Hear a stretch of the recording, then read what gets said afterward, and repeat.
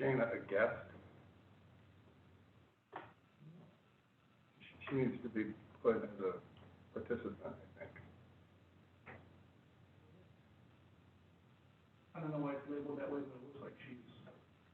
Yeah, it's correct. It's just labeled wrong for some reason.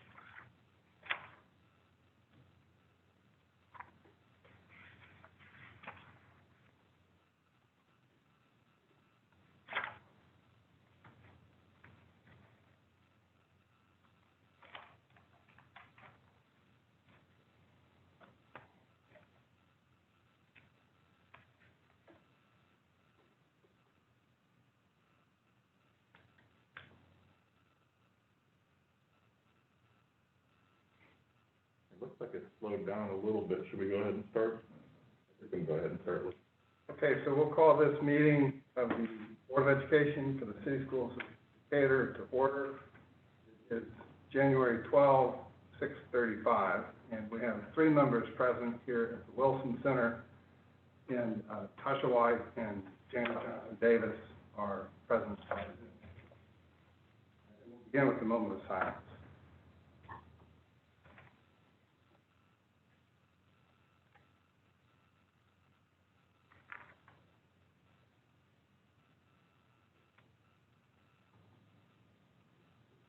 Okay, if the members will please rise to say the Pledge of Allegiance.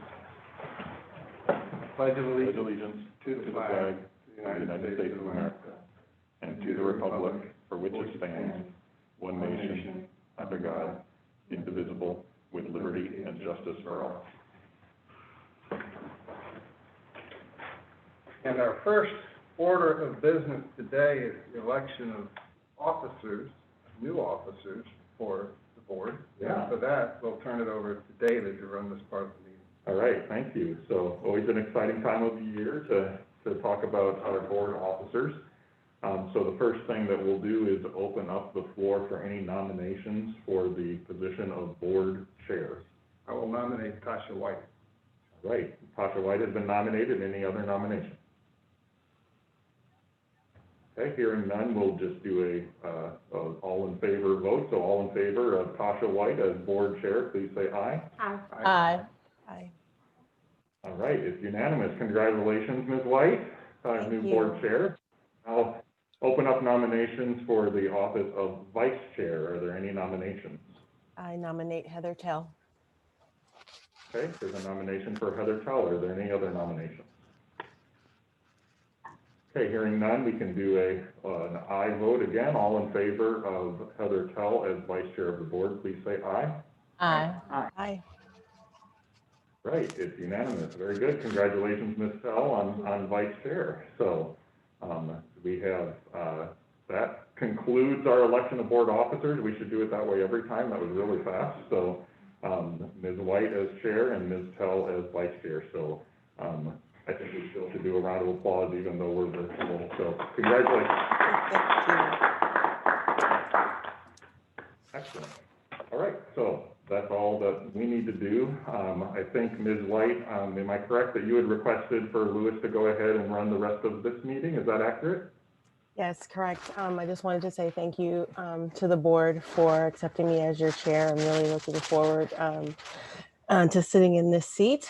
I thank you for just putting your trust in me. I thank you, Lewis. It has really been a joy and an honor working side by side with you as your vice chair. You're pretty awesome. So thank you for all you've done.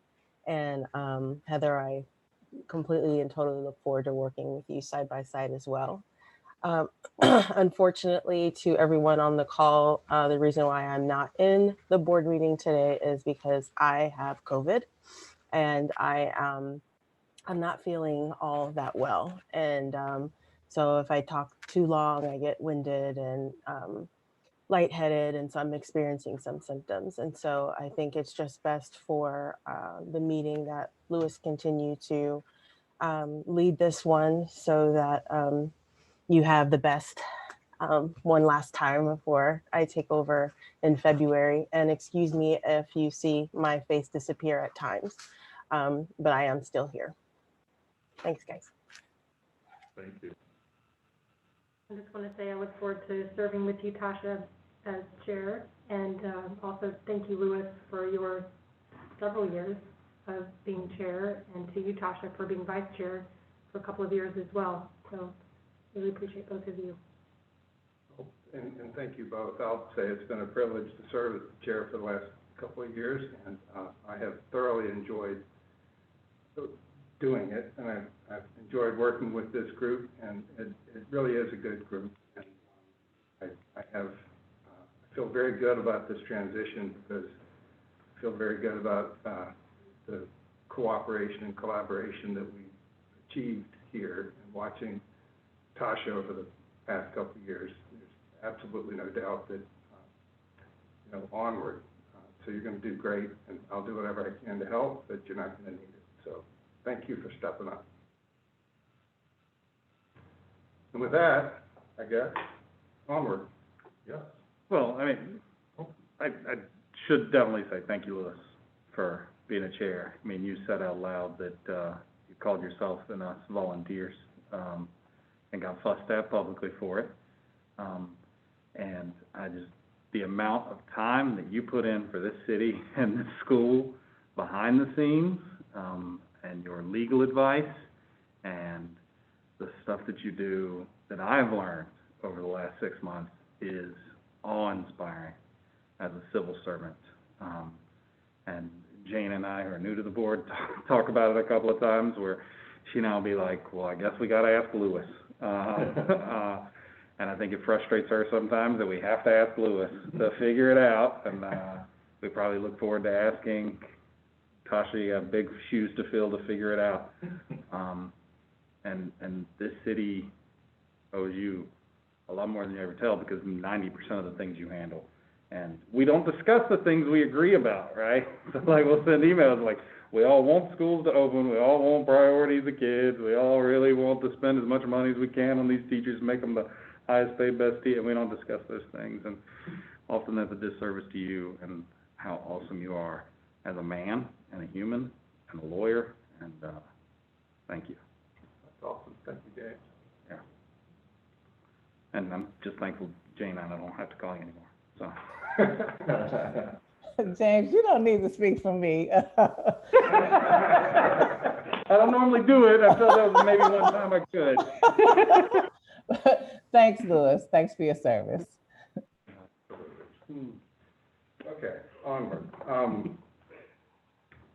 Agenda revisions. Do we have any revisions to the agenda? And our first item on this agenda is approve the minutes. We have two. We have the minutes from the regular meeting, December 8th, and we have the minutes from the work session on December 3rd. Are there any revisions to those minutes? So I sent some to Shayna, minor, and she says she's incorporated them. I just haven't seen that they're there, but. Okay. Did you fix it in the PDFs, Shayna? Yes. Okay. Thank you, Shayna. So the corrected minutes will be then entered. That brings us to our spotlight. So David, can you please introduce our spotlight? Yeah, so I think we're doing a video, is that right, Shayna? Yes. All right, Shayna will launch that.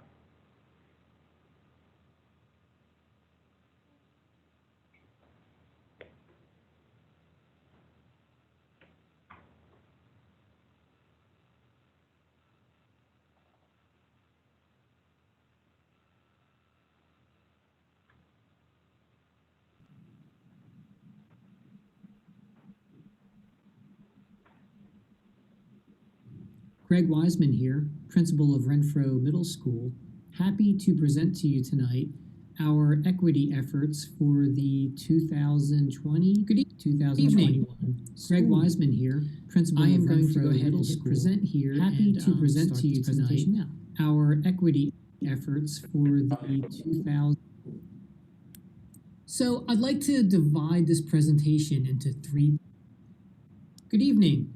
Greg Wiseman here, principal of Renfro Middle School.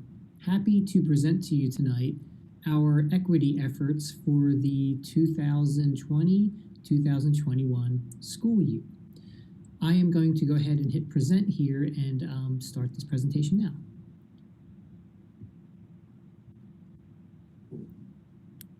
So I'd like to divide this presentation into three parts: staff-focused initiatives, parent-focused initiatives, and most importantly, student-focused initiatives. But first, who are the Renfro Middle School ET members, you ask? Our team is chaired by Dr. Charlie McAdoo and Assistant Principal Sarah Talton-Buck. And our committee members are Alexis Glenn, Emily Lucas, Johnny Stroy, Laura Gary, Holly Lanford, me, Heather Byers, Robin Tibbetts, Melissa Covert, Summer Clayton, Reagan Hudson, and Vanessa Reed. So let's start with the E-Team's work with the Renfro staff. Over the summer, led by 8th grade teacher Emily Lucas, about 24 white teachers embarked on the journey of the Me and White Supremacy Book Club. It's a structured 28-day journey of how to dismantle the privilege within ourselves so that we can stop, often unconsciously, inflicting damage on people of color and in turn, help other white people to do better too. It was real, powerful learning, and a huge shout out to Emily for leading us. Next, Renfro teacher Kim Boswell created a one-stop place for equity resources for the staff on our Renfro Docs intranet page. Let me give you a quick tour of that page. So this is on our Renfro Docs page, and Kim has put together all kinds of resources for us regarding equity. So there are books that many of us have read that we have recommended, and so there are links to those books here. There is an organized book swap, so we all don't have to buy all the books. We can just swap them out once we're finished with them. And here are the links to all the different books that many of us have read and that we are recommending that our colleagues read. There's some courageous conversation links. And there's also lots of activities for teachers to use outside the classroom and inside the classroom, links for all these activities.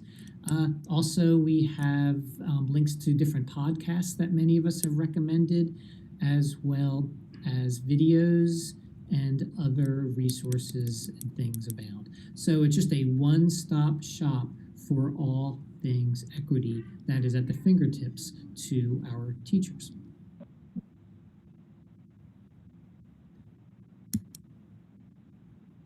Okay, so now let's focus on the parent equity initiatives.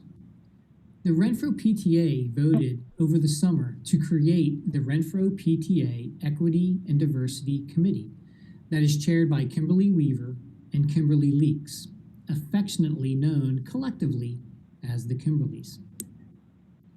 Hosted by Kimberly Weaver and Kimberly Leaks, the Diversity and Equity Committee held a virtual information session on December 9th, centered on the academic success of Black students at Renfro. Panelists included Renfro teachers Dr. Dawn Bolton, Larika Frazier, and myself. Over 20 Renfro parents participated in this virtual meeting, and more presentations will be scheduled soon. Now, let's talk about the equity initiatives focused on our students. The 7th grade ELA team is using Stamped by Jason Reynolds and Ibram X. Kendi as the primary resource as they teach their nonfiction unit.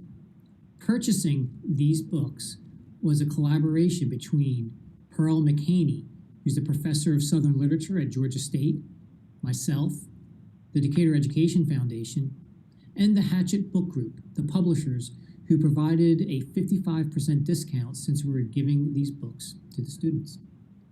Getting over 400 copies of this book in the hands of our 7th graders was a Herculean effort.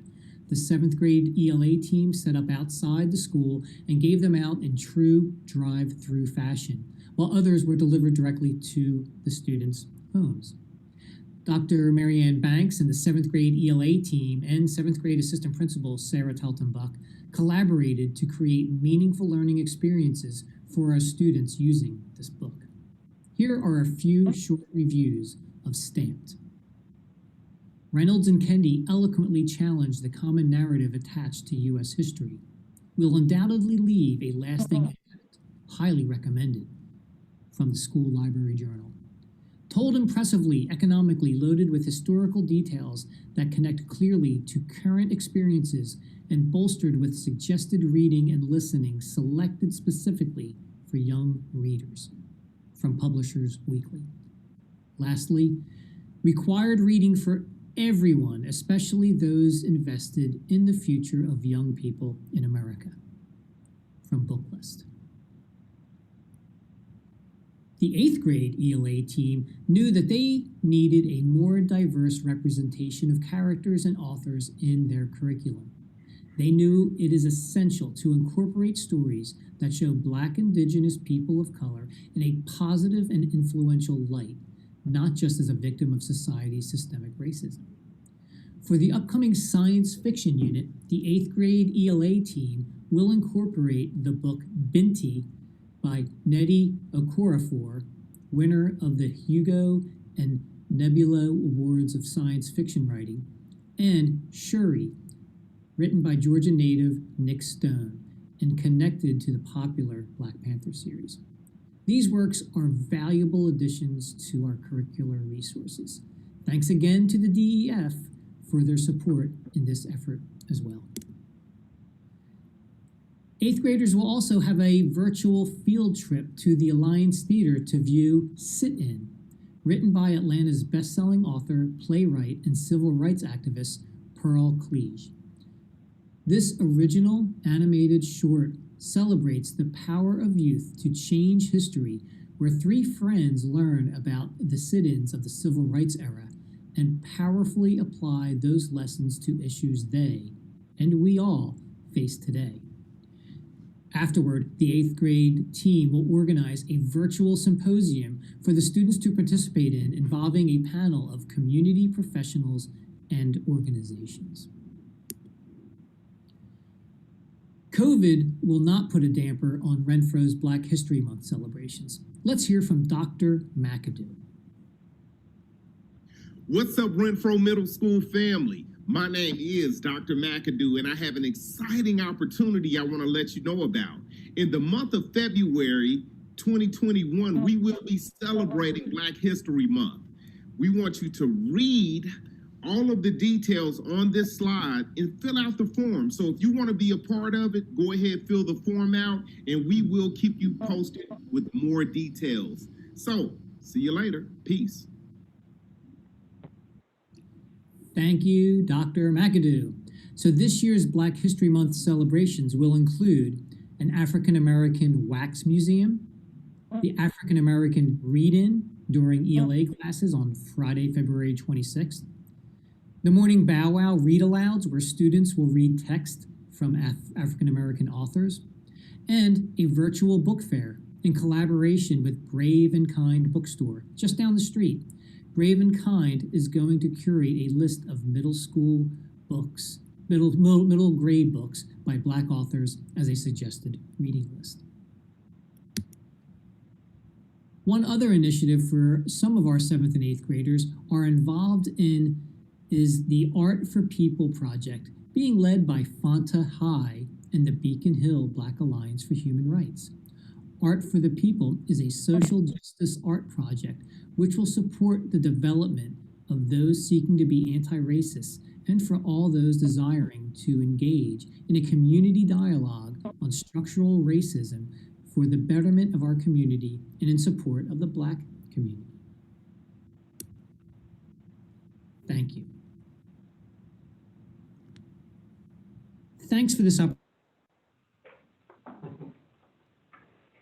All right, thanks, Greg. I don't know if Greg is online or not, if we have questions for him, but you can also get them to them if you have any questions, comments. I'm really excited about the books that they are reading with the 8th grade. Plus, I was at Renfro, and so really excited about those books. And I know our students. I'm excited about Stamps and the Black Panther book, all of the books. So great job, Renfro. I agree, Jana. I got the book that they read and I really enjoyed it. And then I got the version that's not written for students, that's written for adults. And oh my goodness, it is dense. There's a lot of information there. So if you want to dive in quickly, I recommend the one written for students. It's very digestible and understandable, and it's a good read. But there is an adult version as well that's much more extensive. So. Which one of the books is this? Stamp. I have it. Yeah, it's really good. My 7th grader. All right, any other questions or comments? All right, well, if you're there, Greg and team, thank you for your good work. Okay, the next agenda item is a discussion about in-person, virtual instruction, which I'll just turn the pitch to you. All right, sounds good. So I've got some thoughts to share, and then I know we've got public comment, and we're going to like to be some questions that come up in public comment. So I'll try to address some that I am pretty sure that we'll hear, so we can get some information out to folks. But then also, I'll be ready to address some questions that may come up when we get to my comments after the public comment. So first thing I would share is we recognize that our virus levels are very high. In some metrics, they are the highest we've seen since the start of the pandemic. And on other metrics, they're close, but not quite there. And I'd say this is something that was not totally unexpected as we were coming up with our plan of what to do for our next phase of learning that starts next Tuesday. So we designed that plan to be as conservative as we possibly could while still having students return to the building. And I think that folks will recognize that we have gone far and beyond what any other school district is doing if they're bringing kids back. The only more conservative thing we could do is to stay virtual, and I'm just not comfortable doing that at this phase. I think we need to get our students back in the buildings. So before I get into that, though, I want to answer the question that I get a lot, which is why now? And I think it's a great question, and ironically, it's being asked by people on both sides of the equation. Some are asking why now, because they're wondering why now and not earlier? Why didn't you do this before? And then others are asking why now, because they think it's too soon and we should be waiting and bringing kids back later. So what I would say to that is that throughout this pandemic, we have been learning on the fly what works and what doesn't, and how the virus behaves and what we can do to mitigate the risks, and we've learned a lot. And I am confident that we are well poised to implement those extensive mitigation measures to keep our students and staff safe, and I'm going to get into what those are again. We also have some new research now that the virus has been around that indicates that schools are not a significant source of virus transmission. So I want to talk through, when I talk about our extremely conservative approach and how it's different from what some other school districts are doing, I want to give some specific examples of the things we're doing. So these are not in any specific order, just kind of the order I thought of them and jotted them down. So we are only returning at the grade levels where we can keep cohorts of students together. So on Tuesday, we are not bringing back grades 6 to 12 because we cannot keep them in individual cohorts. That is one big difference than what you will find from other school districts, okay? We are only providing a half day of instruction in person so we can avoid the need to have students eating breakfast and lunch in the classrooms. That was a significant source of concern for our staff and well-founded, because there is research that when you take off the masks in those congregated areas, that's when the transmission occurs. And so we designed a schedule in response to that to make sure that we were not having the kids eat on site across the board. In addition to our ADA accommodation process for staff that most districts are implementing, we also expanded our process to include a whole nother tier of employees. And as of the deadline for those requests, we had accommodated all of those requests. Part of the way we did that was by adding, and we'll talk about this a little later in the meeting, but up to 16 new teachers at a cost of over $1 million. We have received some new requests since then. Today, some more rolled in, and so we will process those as quickly as possible. But in that first round, when we opened it up, we were able to approve all of those. Naturally, it is going to be a little more challenging when we get a request a couple days before we start, but we will do our best to accommodate those. We are requiring masks at all times, except for very limited situations where perhaps you might have a special needs child who can't wear a mask. And in those situations, we're providing additional mitigation measures, such as standalone air purification systems that can be put in the classroom to provide an extra level of air purification. We currently have 60 of those, and we have more on order, so we can get them out wherever we need them. We have updated, you've heard of this, all of our air handlers and our purification systems to put systems into the actual HVAC itself to mitigate virus risks. We have had outside experts come and test all of our air handlers and our water systems to make sure that we are exchanging air at the rates that we need to exchange them, and making sure that we have all of our mechanical systems operating as they need to be for this to be effective. We have provided extensive sanitation and personal protective equipment supplies for every classroom, and we're prepared to provide additional resources as needed and supplies. We have KN95 masks, which if you ask around, you'll find out is a very good alternative to the much more expensive and complicated N95 mask. We have K95 masks for any employees who want them, and we'll have several for them, so they can rotate through them, they can get new ones if they need them. So we are ready for any employees who feel more comfortable with that KN95 style mask, that they will have those. We're rolling out trainings for students and staff on how to properly use their face masks and other PPE, just to make sure it's clear. If you haven't seen it already, Tally Street has done a great little video as a start of, here's what to expect when you come back to school, here's what it looks like to come into school, here's what it looks like, you know, for various things. And all the schools will be doing things like that to help educate the kids as they prepare to come back. We have limited in-person class sizes to ensure that the classrooms can maintain at least 6 feet of social distancing. This is something that I think has gone unappreciated, because a lot of districts, when they opened it up, they just took whoever wanted to come back and created as much space as they could, but they didn't limit it. We are limiting it. We have set a capacity for every classroom, and we are not going beyond that.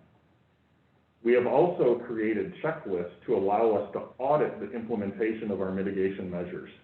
So myself and other administrators will be going out to buildings and auditing the implementation of the mitigation efforts, so we can make sure that they are being implemented with fidelity. One thing we have learned is that a lot of times when there is transmission in the school environment, it's adult to adult, and it's when they are doing something that they don't think is going to be risky, such as gathering together in a classroom to eat lunch together. That is risky behavior, and we are going to discourage those kind of things, because we have to implement these measures that we have with fidelity. The other thing that comes up a lot is vaccines, and I think is a great question. So we are working with our county Department of Health and other local providers to try to provide vaccines to our employees as quickly as possible. The county has agreed to train our nurses. As you know, we have registered nurses at all of our sites. And we have also had volunteers in the community who are local medical professionals who have volunteered to come on their days off and also assist giving vaccines. not surprisingly, we have a very helpful community. So we have joined with other Metro Atlanta school districts to strongly urge the state to place teachers higher on the phased vaccine approach. We appreciate that they have put the phases together. We just really feel like they need to be at the top of the next phase, not just among the next phase. And so we are working on that as well. The vaccines, the way they've been distributed so far, some of them are available through the Department of Public Health, some of them are available through private providers. We are pursuing any possible option we have for vaccines, whether it means we have to pay for them or not. And so that is something we will continue to pursue, and it's changing every day what's happening with the vaccines. We are trying to see if we can also help. We have some staff members who qualify in current phases, and we are trying to see if we can help with those vaccines as well. So perhaps they could get vaccinated at our site, at our school sites, and not have to go through the standard system that's being done elsewhere. So we are working on many different options with vaccines.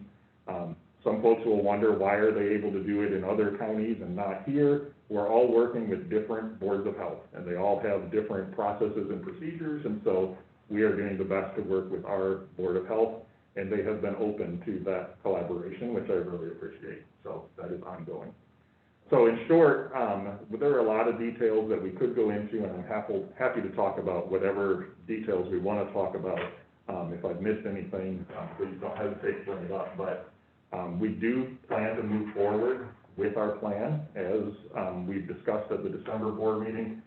We do continue to meet with experts to tweak our plans, to come up with ideas for how to monitor them, to make sure that we're learning from, as we implement the plans, how can we quickly react if there is any kind of transmission, to try to learn why was that transmission, how did it happen, is there anything we could have done differently, et cetera. So it will be a learning process, like this entire process has been, but I feel good about it. I think we are ready to get some of those kids who want to come back into the classroom. We have a lot of very excited teachers. We have a lot of very nervous teachers, and that is quite understandable. I am meeting with each of the school staffs to try to address their questions and answer their concerns, and we will continue doing that. We have central office staff prepared, myself, many cabinet members are prepared to serve as substitute teachers as needed, because we really do believe that this is safe, and we want to make it clear that we're willing to go into the classroom just as much as we're asking other people to go into the classroom. So that's the gist of where we are with the planning. I'm happy to answer any questions if you have them, or if you think there's anything I should have talked about that I forgot.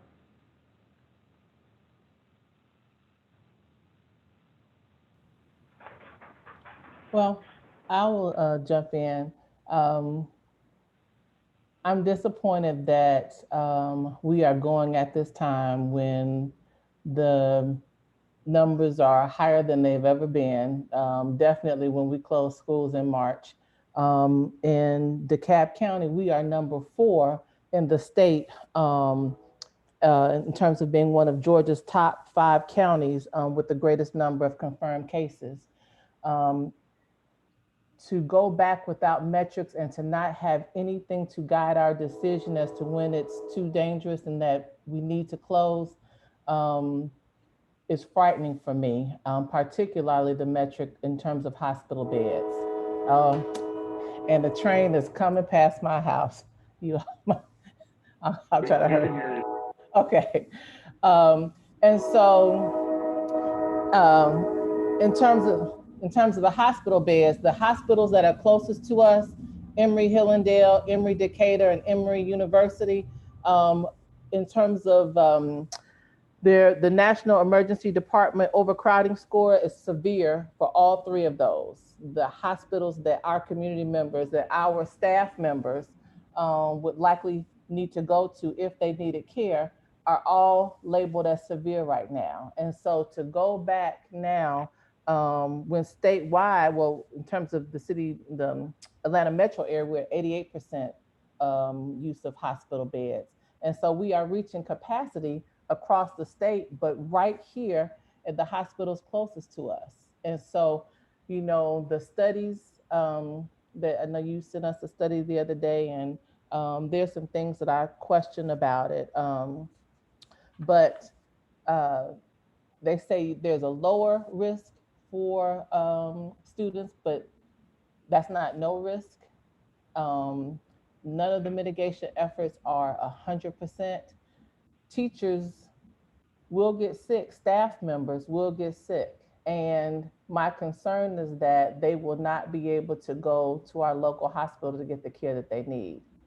And so at the very least, I think we should consider hospital beds. I think Lewis even said, I think it was at the work session maybe, there are no beds, then we would close. Do you remember that? And so that's significant.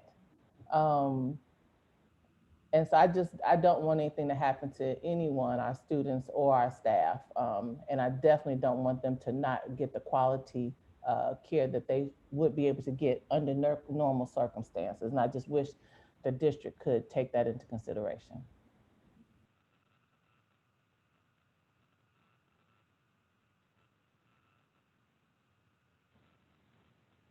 I'll jump in next since there seems to be a long pause.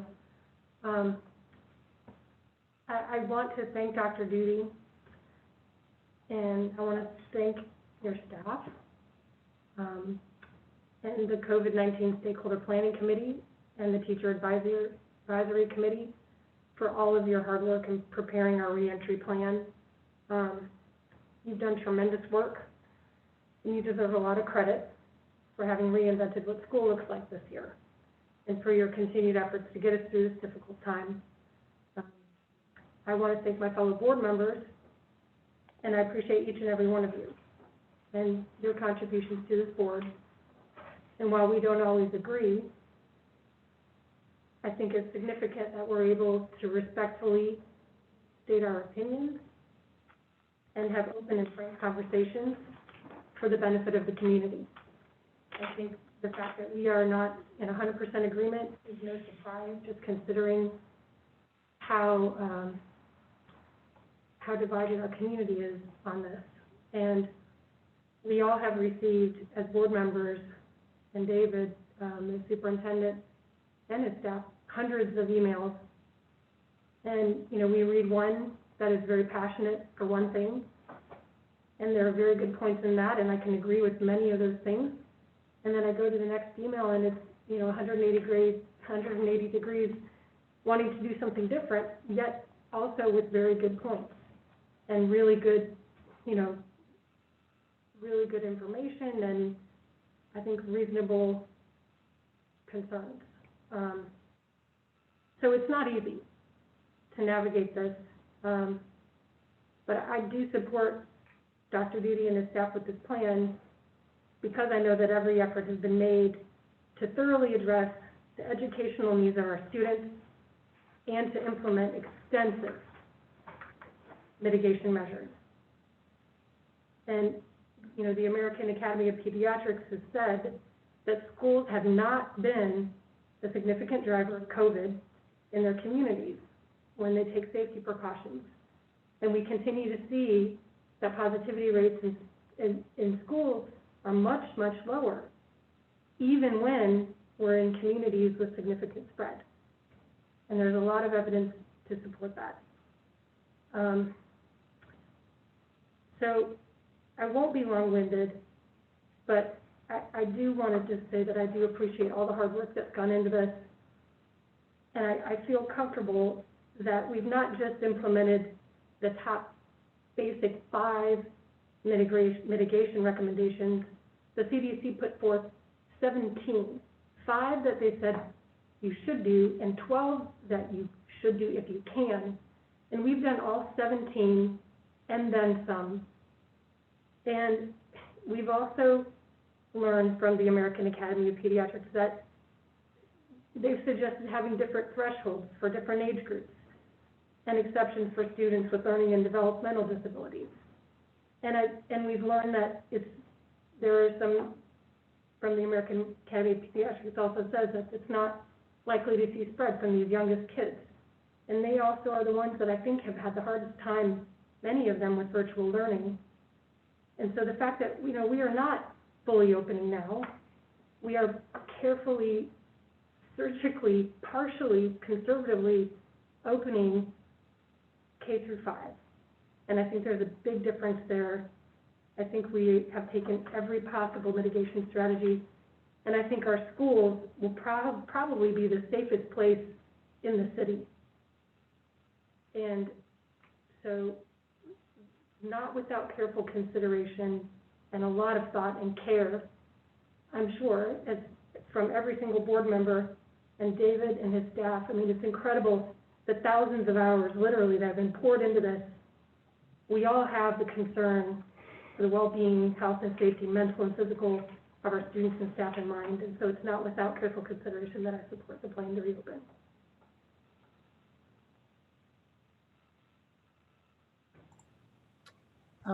I am not happy about the spread of this virus. No one is, obviously.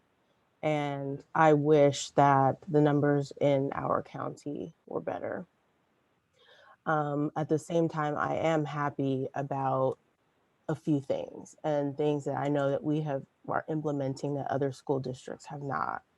I'm happy that we are keeping it at the small cohorts and not doing 6 through 12. I know that there are many parents who are upset with that decision, but I think that is very smart, not going back to school with every student at this time. I do know that David and his staff are working hard on what that can look like for 6 through 12, and I'm confident that we can come up with something that will work.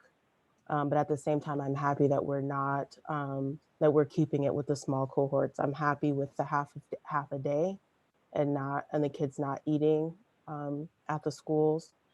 I'm happy with the PPE that the teachers will be given. I'm happy with the accommodations that have been met for all of the teachers. And I'm also happy that we have the vaccines. Hopefully, like David said, it is changing literally every day. And so I'm crossing my fingers and I'm praying that we can get those vaccines to our teachers sooner than later. And I know that that would ease a lot of my personal fear as well as some of the fear on this board and a fear of in our community. I'm really hopeful that we can start to heal our community because it's time. We need to heal physically, obviously, from those of us that have been infected with the virus, but also emotionally. And so, although I'm not 100% happy that we're still having to deal with this, there are a lot of things that the cabinet and David have done right.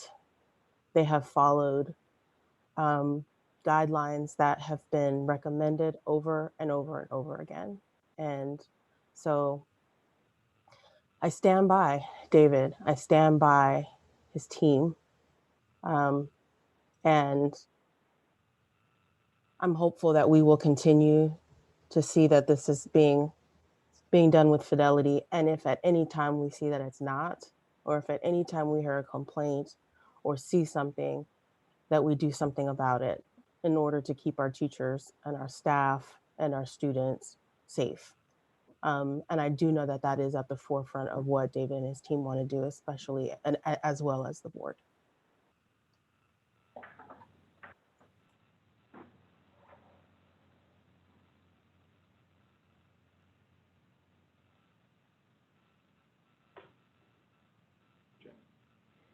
Yeah, I mean, I read that AAP thing that a lot of people sent us, and the lines that stuck out to me were, obviously we need to prioritize opening schools. I don't think anyone runs for school board without wanting schools to be opening. Things that stuck out about it were like, they need to prioritize the health of the students, the teachers. They need to be guided by the data of the overall community that it's surrounded.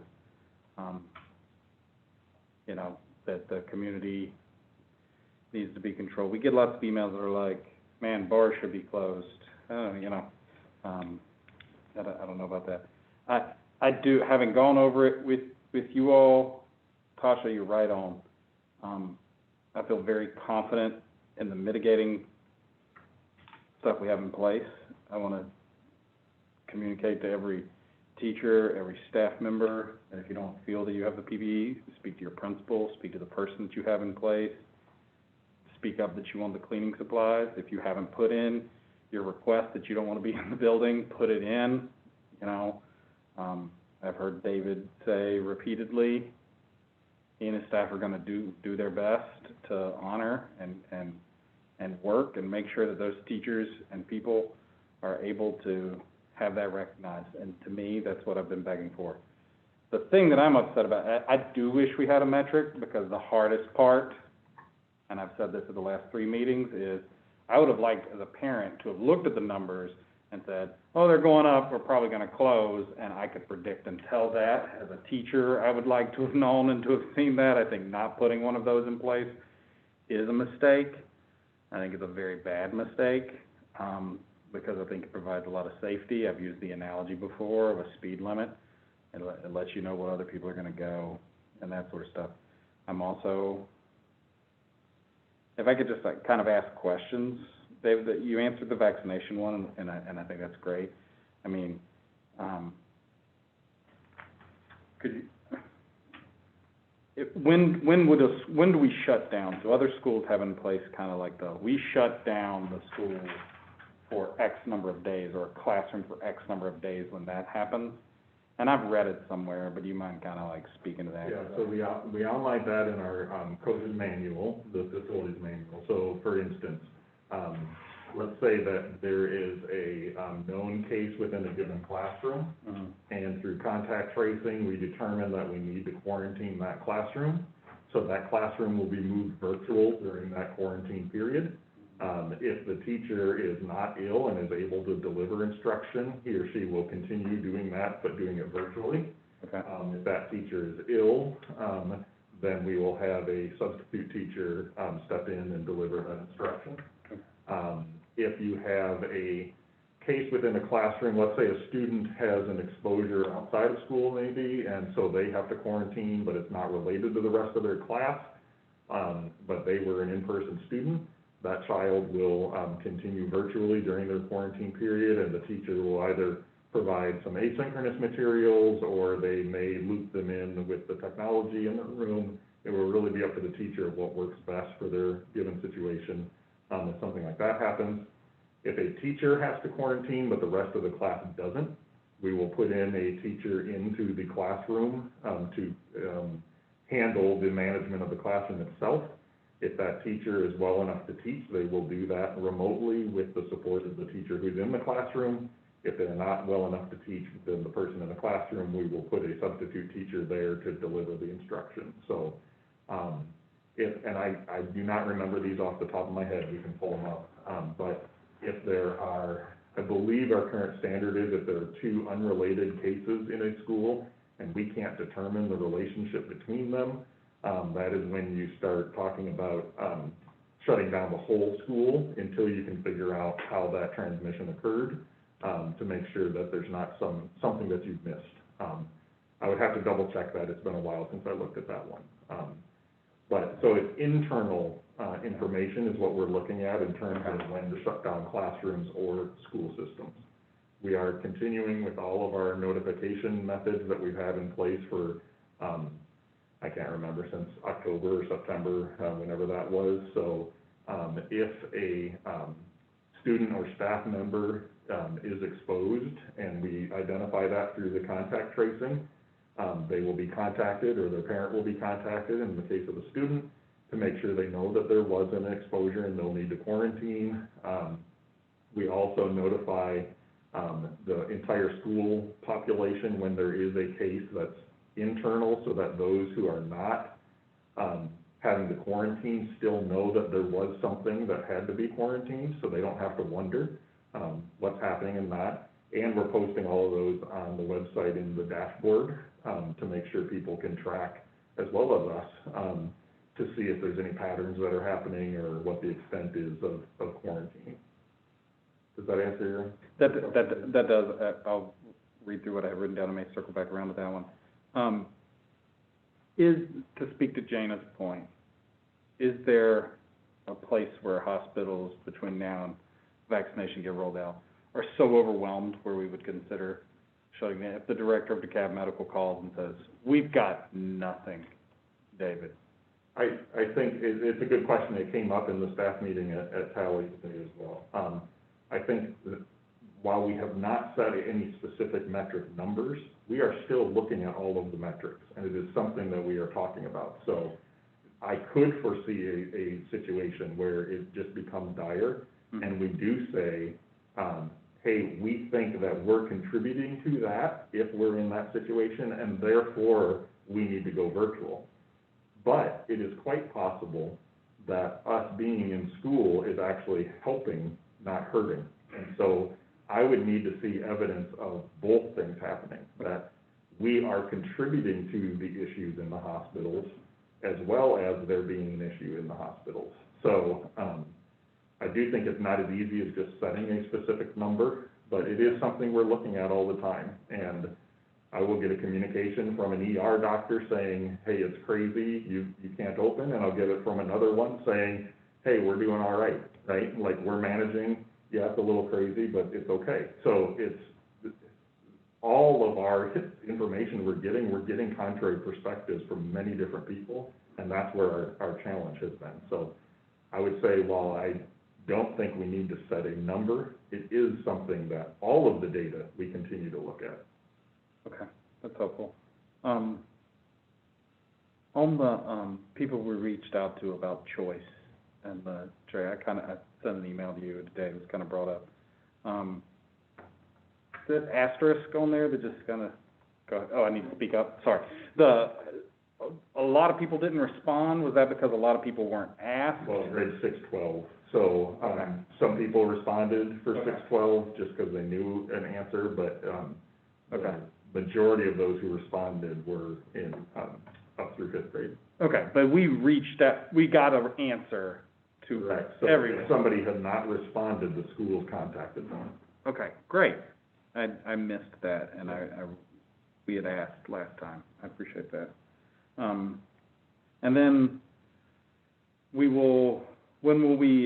can you speak to a little second, because you're definitely going to get a question in public comment, and I want to know both 6-12 expansion, what are you looking for there? And then also, when will we revisit giving more options for changing our minds as a parent of a kindergartner? Yeah. Yeah. So, good question. So regarding 6-12, and this is what I've been sharing with the staff as well, at the environment the way it is right now, I'm not comfortable expanding to 6-12 because we can't keep them in individual cohorts. We can't do all of the mitigation measures that we're doing right now. That being said, I do think things could change pretty rapidly as we are able to get vaccines rolled out to people, as we are able to learn how our mitigation measures are working, things like that. So I hope we can get some opportunities for our 6 to 12th graders in the coming weeks, but that remains to be seen. I would have to see a different situation than what we're facing right now before I would feel comfortable saying, yes, let's do a limited return of 6 to 12 as well. And the same thing goes for expanding K-5. I would not be comfortable at this point saying, okay, now we can start serving lunch, or yeah, now we can go full day, or something like that in this current environment. Those are some pretty critical aspects to the current plan that make me comfortable with opening. But I do think that we are going to get some of these vaccines rolled out pretty quickly, and I think that may change the calculus a little bit. And I really do hope, because our grade 6-12 kids need to get back in person too, right? And so I would really like to see them back in person in the coming weeks, but we are going to have to monitor what's happening with our vaccine rollout and what's happening with the virus in general, because we can't implement all of the mitigation measures with those folks. And the other question, there was a little confusion, so I'm glad you brought it up. Originally, we were hoping to have people make a decision through the end of the year. We ended up changing that advice based on some input.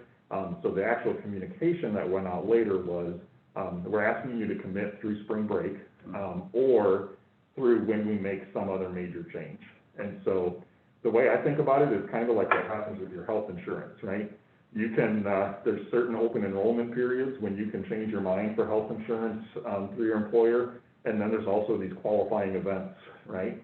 You have a baby, you can change your health insurance, things like that. So what we have told parents is, in general, we're asking you to make a commitment through spring break, or if we make a major change to the plan that may impact people's selection one way or the other, we will open it up for their selections at that point.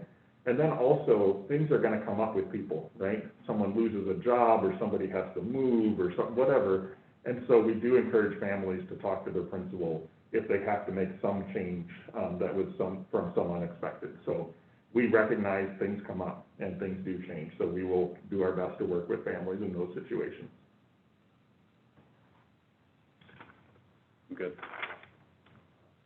For my part, I also want to thank you and sort of acknowledge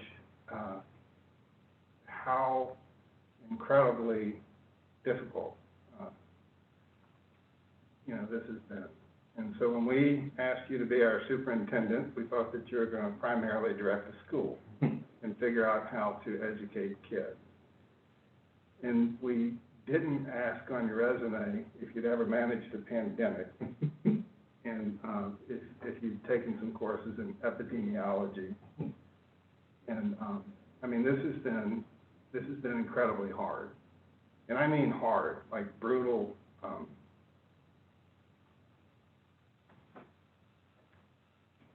I think the emotional toll on everybody has been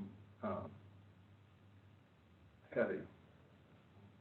And not just the weight of the decisions that you have to make, but trying to deal with a very fractious community and the online commentary and the very, very sharp opinions of so many people who disagree so passionately, no matter what we do, and disagree with one another. And have the credentials to back it up. It's just that the credentials are in disagreement with one another, right? It's an impossible position, and there's no decision that is without risk. There's no decision that's without risk to the kids. There's no decision that's without risk to the staff. I think that you have done a great job in balancing those risks and balancing the different preferences of this board and of coming up with a plan that I think, does the best that we can do to do right by the children and to do right by our staff. And as we've said, we've gone above and beyond with a very, very thoughtful plan, a very, very thoughtful set of accommodations. All the data and the analysis that I've read supports the approach that we should focus on in-school transmission. We do have metrics. The metrics are focused on in-school transmission.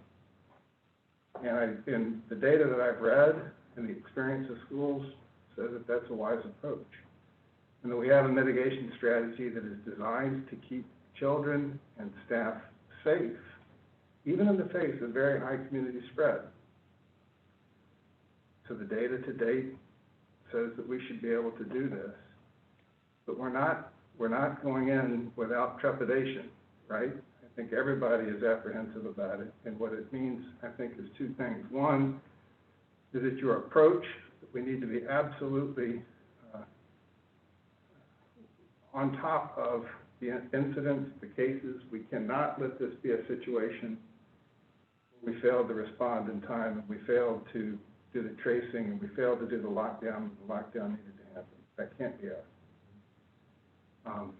It also means that I think that we need everybody, families, students, teachers. I mean, when we say that we have to implement these mitigation strategies with fidelity, that means everybody. And it means everybody while they're in school, and it means everybody when they're not in school. It means not taking, like if we're still in this situation at spring break, it means limiting what your family does for spring break. And if we as a community are going to say that we need to get our kids in school, then I think we all have a responsibility to keep our kids COVID-free to the maximum extent possible by not doing things in the community that are going to expose us to the virus. And that's beyond what we can control, but I think it's that kind of community effort that we're going to need, both enforcing it with your children, that this is, you know, we wear masks and the other hygiene, we keep our distance, but also practicing it to keep ourselves COVID-free so that we're not the source of the spread. If we all chip in together, you know, this is like the COVID moonshot for Decatur. If we all chip in and if we all do the right thing, we should be able to keep people safe and get our kids back to school, which is what I think is down. So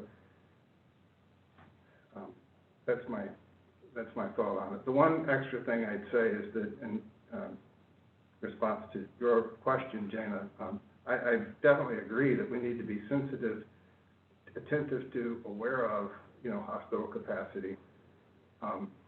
So you know, it's not that I mean, that we have to be conscious of it. I don't know what the right number is. I don't know the point at which you say that it's unsafe.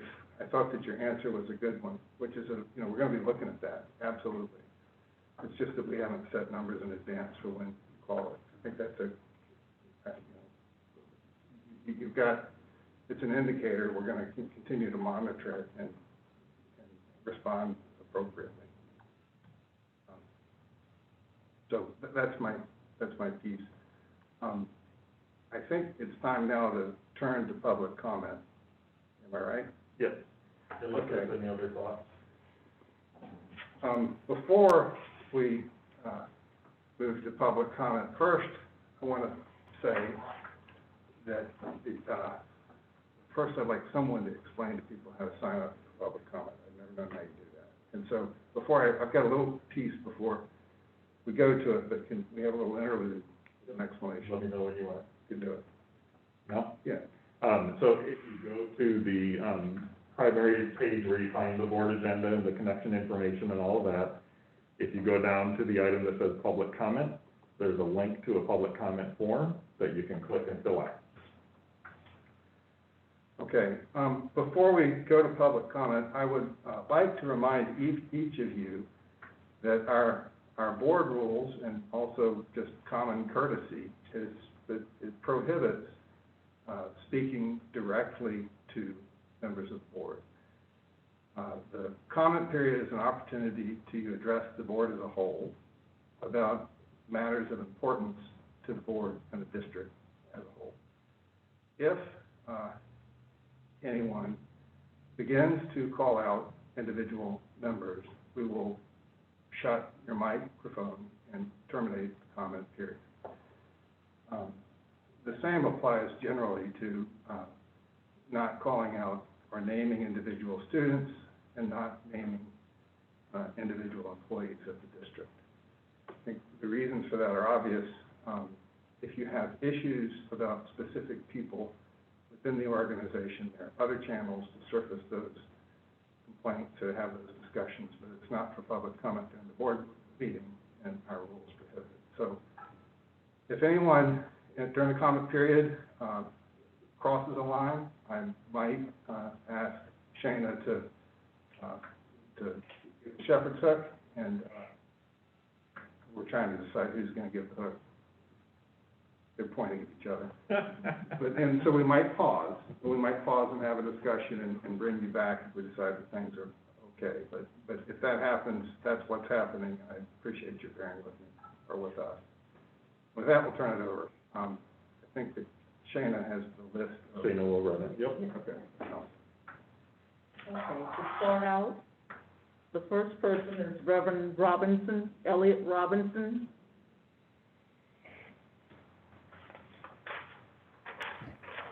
Reverend Robinson? We can hear you. Can you hear me? Yes, we can. Okay.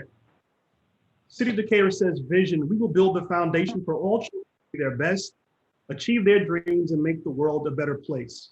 In an effort to do that, CSD has building principles like discovery, primacy of self-discovery, responsibility for learning, empathy and care, success and failure.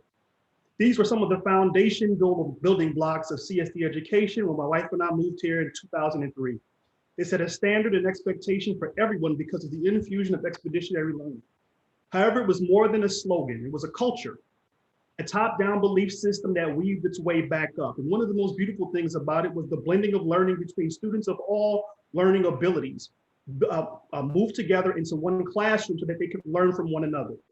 Guiding principles require leadership to rise to meet those standards. In order to reach that level of achievement, CSD realized that every K-5 classroom needed more than one teacher. So they had parapros in every K-5 classroom. CSD understood that as a public school, they had to live up to their standard. Today, those ratios are completely blown away. Parapros in every classroom are gone. Teachers are required to attempt to teach beyond acceptable teaching ratios. And if we're being honest, CSD wasn't working for a lot of kids before COVID. Ratios are important. Ratios in education coupled with quality teachers are two of the most important factors in students receiving a quality education. CSD has the quality teachers, but the ratios simply don't work. Our COVID slowdown simply brought to light what was already an issue in the classrooms. Our teachers are being tasked to consistently and persistently almost do the impossible. How helpful would it have been to reduce the ratios in the online setting by adding teachers in August or September? And I can guarantee you, if we had done this, we would not be in the situation that we're facing today. The underlying issue that is impacting CSD is ratios. There are some parents right now who are sending their children back because they are completely elated that the ratios will finally be acceptable for learning at most a 15-to-1 ratio. They are all talking about it because they feel like for now their children will finally be seen, not at the fault of the teacher, but at the fault that the ratios simply don't work. So the reality is that once the fall rolls around and things are truly safe, prayerfully the vaccine would work, the real issue will still remain.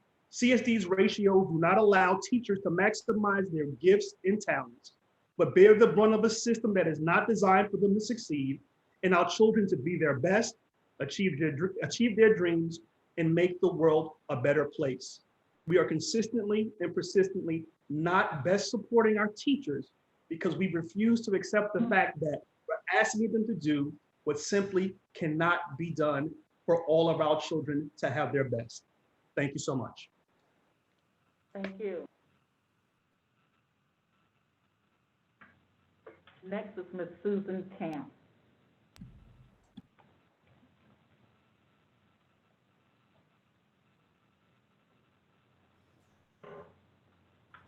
I think it will surprise no. Can you hear me? Yes, we can.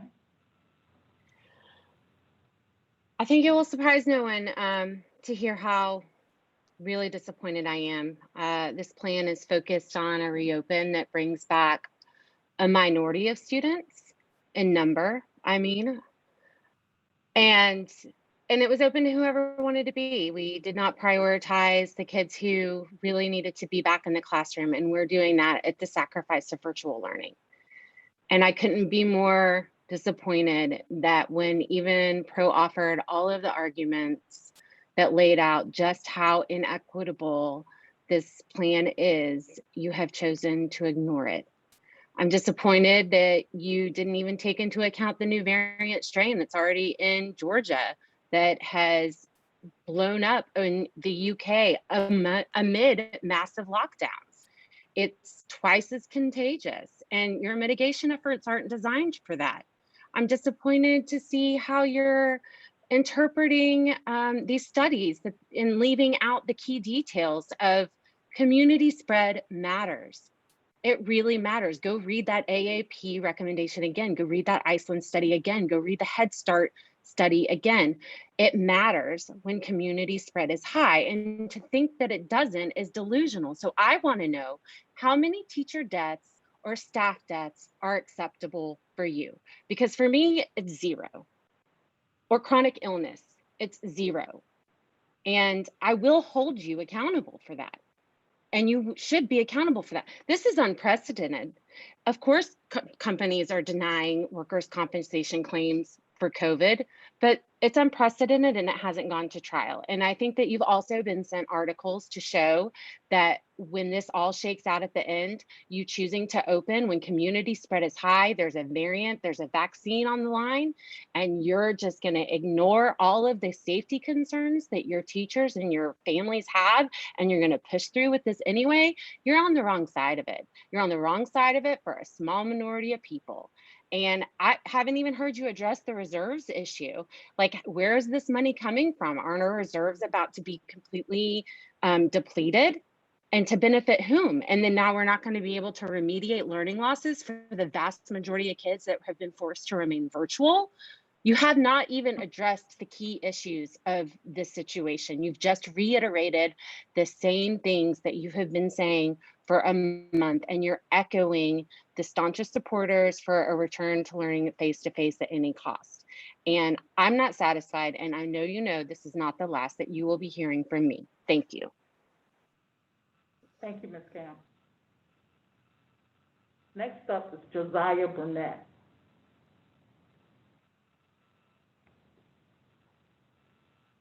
Mr. Burnett? Hi, I'm here. Okay, we can hear you. Hi, thank you. All right, so I'm here, and I want you guys to know we're so grateful for your service. These are incredibly difficult times with no good answers for anyone. I'm the parent of 2 students in the city schools of Decatur. My oldest has attended CSD since 2013. I myself attended Glenwood Elementary School as a child. My grandmom taught 1st grade there for many years. I volunteer in our school several times a month, and I've done so for years. These schools hold a very dear place in my heart. And we recognize that every family has their own reasons for wanting their kids to resume face-to-face learning or to remain virtual. Marriages are dissolving. People are losing their jobs. Family members are getting sick and dying. Many kids are in crisis. A solution that would greatly help one family disappoints another. And fault and do not judge any family or students for making the decisions they need to make. However, I believe that our first priority needs to be open transparency and data. Our community is seeing exponential increases in the pandemic, with variant viral strains now in the state of Georgia. The push to reopen without metrics from CDC or the WHO guiding this decision is short-sighted. Equally concerning is the lack of transparency and complete information on CSD's COVID-19 dashboard. I'm concerned about the cases within pods, as well as spread within pods that we've already seen. How much worse will community spread be once we reopen for face-to-face learning on January 19th? How much risk are we willing to expose our teachers to? The information on CSD's dashboard is provided to the school district on a voluntary basis only. If and only if the student's parent or guardian voluntarily informs CSD a student has COVID-19, can the case be reported on the dashboard. CSD cannot require disclosure or testing of any student. Despite many assurances regarding low community spread, we just don't have the data to back up the claim. We don't have the transparency or sufficient data regarding the spread of COVID-19 within pods, which could be very predictive to opening the schools. Our nurses are overworked. They're working tirelessly. They've been working in overtime. They're swamped and can't handle contact tracing on their own.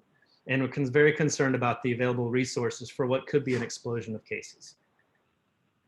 Many metro Atlanta counties are halting face-to-face for many of these reasons. So I asked the members of the school board to delay for 2 weeks the decision to return to face-to-face learning. During this time, more people will be vaccinated. The unrelenting strain in our hospitals will hopefully subside, and CSD can address the very real problems it has in contact tracing to track community spread. Thank you very much. Thank you. Shannon, how many people do we have? We had 19 signed up, and I'll keep you up to date with it. Next up is April Biagiani.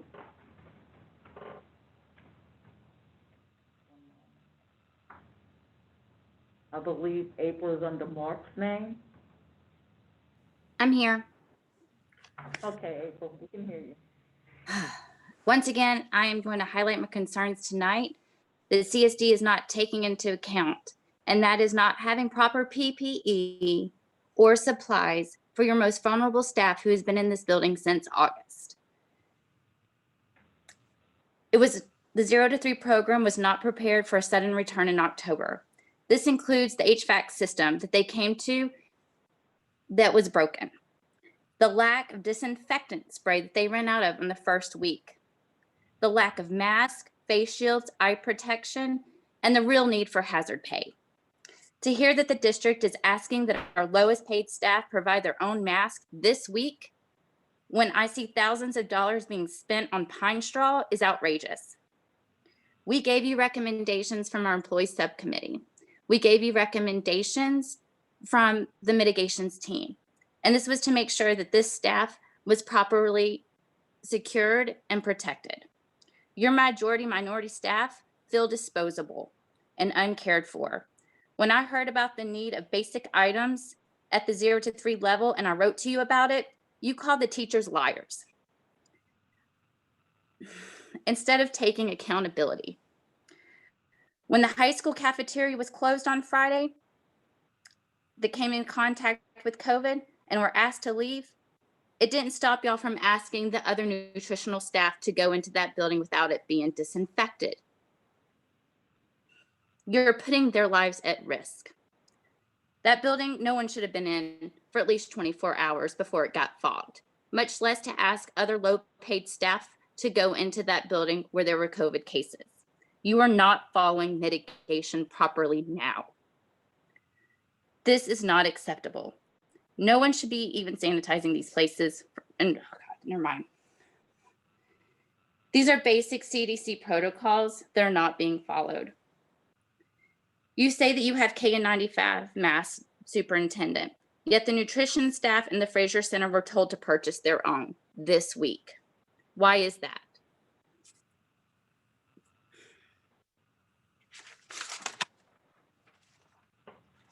That's all I have to say right now.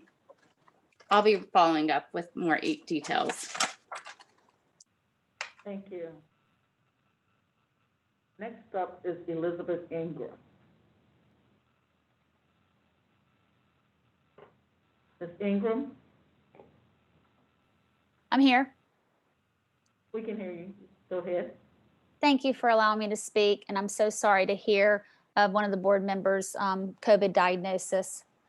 Including tonight in all board and town hall meetings, I noted that the staff was always diligent to say smartly that even though they were working on presenting a new plan, that they would continue to consider other potential options between now and implementation of this currently proposed plan as new info came to light, especially if it would improve upon it and allow access for more or all of our students. That was significant for me personally and for many parents who toiled over the decision to not send their children back while we were experiencing the highest COVID cases of record, because those words assured us that the ultimate end goal was not to give just access to some students, but not stop until we give access to all our students, even if it might be a temporarily staggered plan to do so. Any plan going forward needs to not begin and end with those who choose to return back in December. So especially since the current plan cannot accommodate all the students who actually say they want to return per your latest survey findings, I do not feel that this plan is currently an equitable one at this time. Consider two significant updates since rolling out this latest plan last December. One is our now record high COVID cases. Two is a potentially game-changing vaccine now being distributed. The U.S. began vaccine distribution on December 14th, the day after learning choice survey deadline. In light of this new info, it seems waiting minimally until the next board meeting to let the vaccine get distributed to reduce cases would at minimum help more families feel more comfortable returning to school in person. And at maximum, if the vaccine proves successful as projected, it could allow us some new and also safe options, possibly allowing access to more or all our students who want to return sooner rather than later. I also ask you to seriously consider improving the current plan, whether we delay implementing or not, to revisit, to consider if it currently is equitable or something more sustainable. But if we do wait that might offer some additional simpler, more equitable plans that might materialize as a result of vaccine success. And as I already mentioned, maybe even before the end of this school year.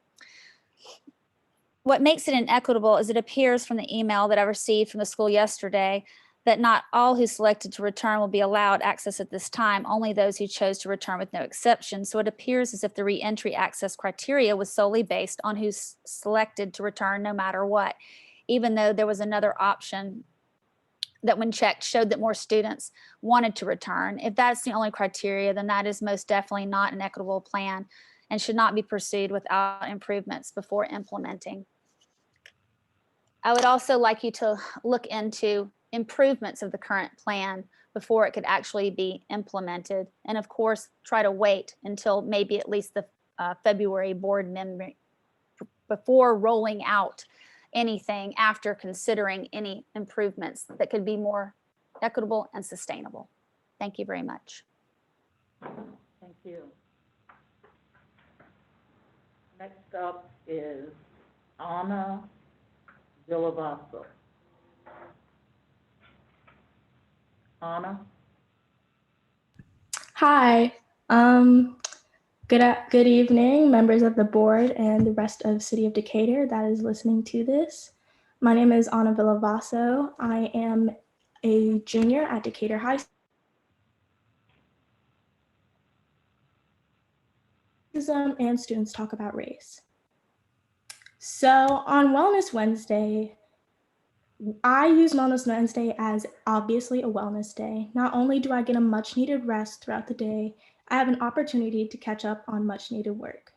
I'm currently in the IB diploma program, and with IB exams coming up for many students, there's a lot of information that we must take in a virtual setting.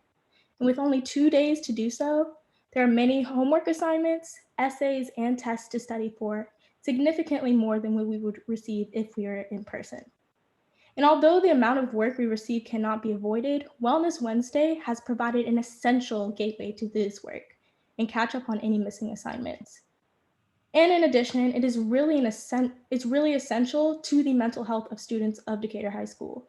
In a virtual school in a virtual setting is completely overwhelming.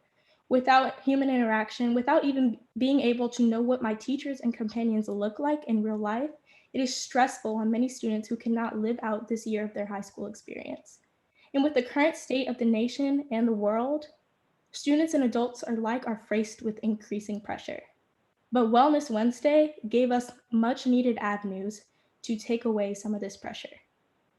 Many of the students that I've had the pleasure of interacting with in this virtual setting share my concerns.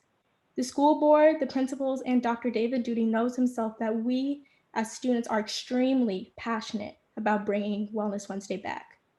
We know that me as well as many of my students have sent multiple emails to all of the school board commissioners advocating for the bringing back of Wellness Wednesday. So please, I beg you, please do not repeal Wellness Wednesday. It is important to us, it is essential to us, and it is much needed for not only the physical health, but the mental health of students alike.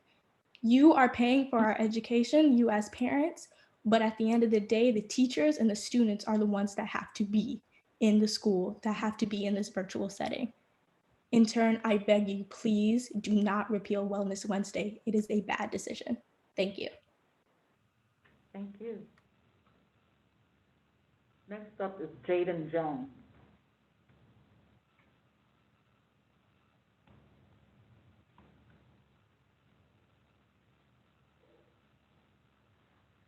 Okay, I am not finding Jaden Jones. I'm going to move on to Hunter Boyd.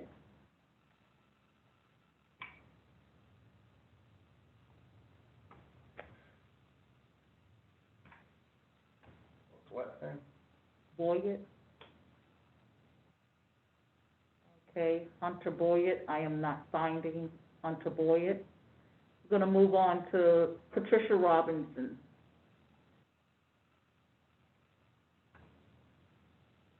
Ms. Robinson? I'm here. Can you hear me? Yes, we can. Hello, I am a student at Decatur High School, and I, along with my peers, have shared concerns about taking away Wellness Wednesday. A lot of them talk about the stress and how overwhelmed they are with the work that they have in school, and how Wellness Wednesday is a time for decompression, and how without this time, it could cause students to spend less time prioritizing their mental health, and that isn't good for them when it comes to actually excelling in their work. In terms of grades, many people talk about how overwhelming the work is in general now in comparison to when they were in the building. And this is something that the school faculty has acknowledged. And by taking a Wellness Wednesday, which is a catch-up day for students and teachers, it shows that the board doesn't really care as much about student success as they express that they do. I feel very strongly about advocating for this time because there aren't any high school students that I know who are even remotely happy about the board's decision to possibly remove Wellness Wednesday. This decision doesn't show any regard for the majority of the students and those who are not happy with what could possibly be the future for the students at this time. I feel like taking a look at who would really benefit from this decision is important when deciding what would be best for the students and the teachers alike. I don't know that anyone else is really happy with this decision, and I know that I wouldn't benefit at all from this because I do use that time as well as I can to catch up on schoolwork and take a break for myself because school is very stressful. And I really advocate and want the board to really rethink this decision because I don't think it would be best for students or faculty. Thank you. Thank you, Ms. Robinson. Next up is Sam Borkey.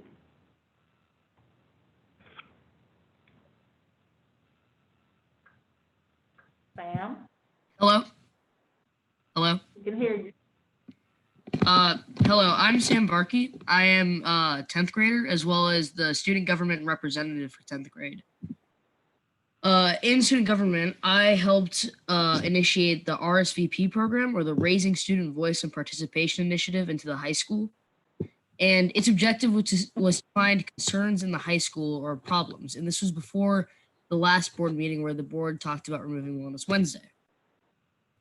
And even before that, overwhelming concern by students was that Wellness Wednesday would be thrown into the garbage heap.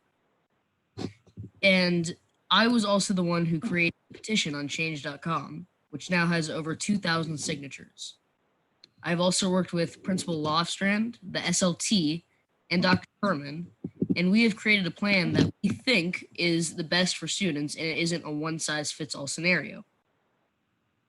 There would be a check-in in the morning that would be no longer than 15 minutes, and students who needed longer could stay with their teacher to talk. And the reason why this would be so short is that students can use Wellness Wednesday for wellness, as well as to prepare for any classes or studies. And for students who are falling behind and need one-on-one help, which is hard to get in a virtual setting, they can go to tutoring, which we would have set hours for every teacher in the afternoon that students can opt to go into, or teachers can have mandatory tutoring for students who are falling behind in their class.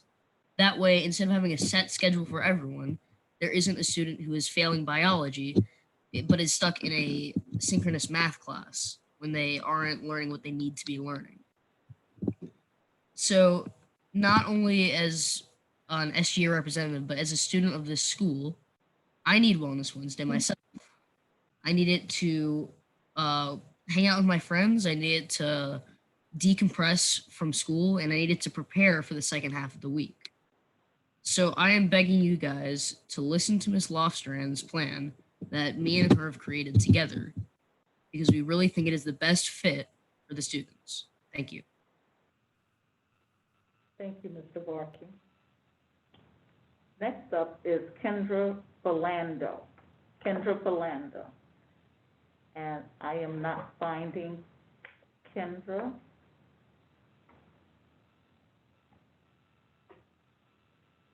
So we're going to move on to Kanika Sims. Hello, can you hear me? Yes, I'm here. Okay, we can hear you. All right, so first, I'd like to commend CSD on the incredible amount of effort being put into providing a face-to-face option. As a member of the mitigation subcommittee, I can attest to the effort and diligence on behalf of CSD to keep our students and teachers safe. Having firsthand knowledge of the behind-the-scenes effort that CSD leadership is expending to keep the teachers and students safe leaves me baffled as to why they would proceed opening with face-to-face in the face of unmitigated, unprecedented community spread. I believed in the efficacy of mitigation's efforts when community spread was much lower in November. Now that our rates have increased exponentially at 4 to 5 times the number that we had in November, I no longer have confidence that our mitigation efforts will keep anyone safe, students or teachers. There is no data that says this will be okay because there's no data that was obtained at this level of spread or with this more contagious variant.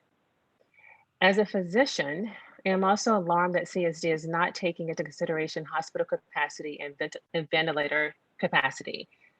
In contrast to Dr. Duty's assertions, the situation is dire. As of today, we are at 88% capacity inpatient beds, 87% capacity for ICU beds, 50% capacity of vents in DeKalb and Fulton County. Just north of us in Marietta, Cobb County, they are at 96% capacity for inpatient beds, 97% capacity for ICU beds, and 72% vents. So why does this matter? Many parents and administrators here feel that statistically our children, teachers, and families in CSD will be okay even if they get COVID. If you are a member of the demographic that is largely represented on this call with children still in the school district, then unless you have an underlying health condition that increases your risk, you're right. You and your children are statistically likely to be okay if you get COVID. The parents and teachers on this call are still most likely to die from the things that tend to kill people in our age group, such as cancer, heart attacks, and accidents. So in this case, if this is the case, then why should you be so concerned about COVID, community spread, or hospital capacity? And it is because with limited hospital capacity to provide care for you and your loved ones, it is very likely that when you need care for your non-COVID related issue, you won't be able to get the care that you and your family deserve, with hospitals being understaffed, under-resourced, and overburdened due to the care that we are providing to the influx of COVID patients. I have personal experience with this. A few days after my op-ed in Decatur stating that I didn't believe CSD schools should reopen on the 19th due to concerns for limited hospital capacity, on New Year's Day, on my way to work, I was in a head-on collision with an Escalade due to a distracted driver texting on his cell phone. Both of our vehicles were totaled. As I went to the ER via EMS and later took stock of the damage to both my body and my vehicle, I considered the irony that for 10 months, I had been terrified of COVID killing me, when the reality is that given my age and lack of underlying medical issues, it was much more likely to be a good old-fashioned car crash due to a distracted driver. People will die who didn't have to of other conditions unrelated to COVID, like my car crash, because of the burden that is being placed on our healthcare system due to COVID. Now is going to lead to tragic outcomes, delayed treatments for motor vehicle accidents or heart attacks, and delayed diagnosis and treatment for cancer will lead to poor outcomes. I may not be able to convince CSD not to open the schools at the absolute worst time. Yes, sorry. I just wanted to encourage families, if they're returning face-to-face, to make the decision to potentially remain virtual to protect their families and their community. Thank you. Thanks. We have 8 more. Next up is Kunle Ogana.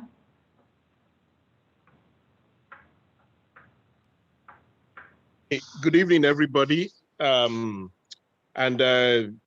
work to Dr. Dude and the board for coming up with this plan.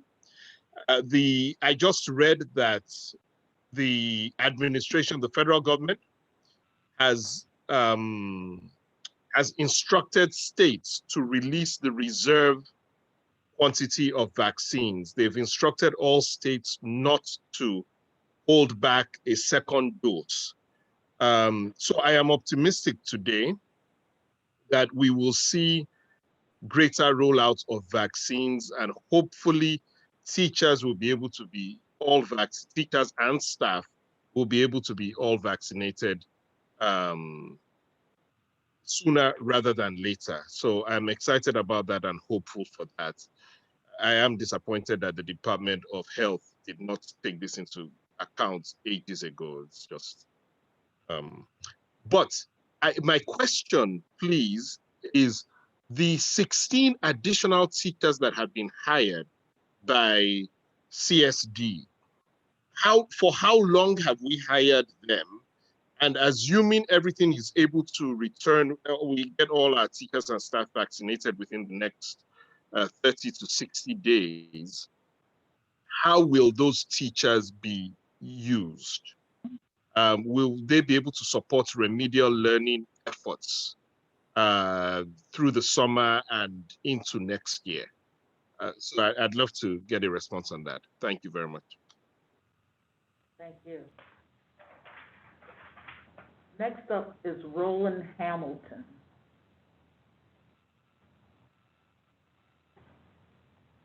Would Roland be under Anna Hamilton?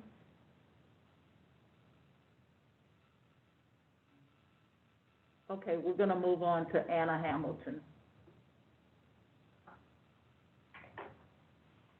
Anna, if you're there, please unmute.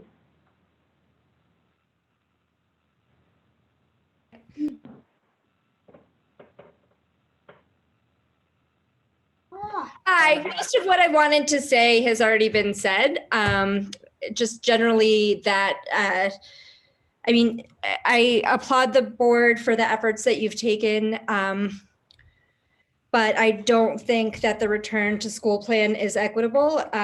There are families that want to send their kids back that are unable to do so. And the rubric that is being used to determine who gets to go back is unclear. I think the communication could have been better and more transparent. I think the process could have been more equitable.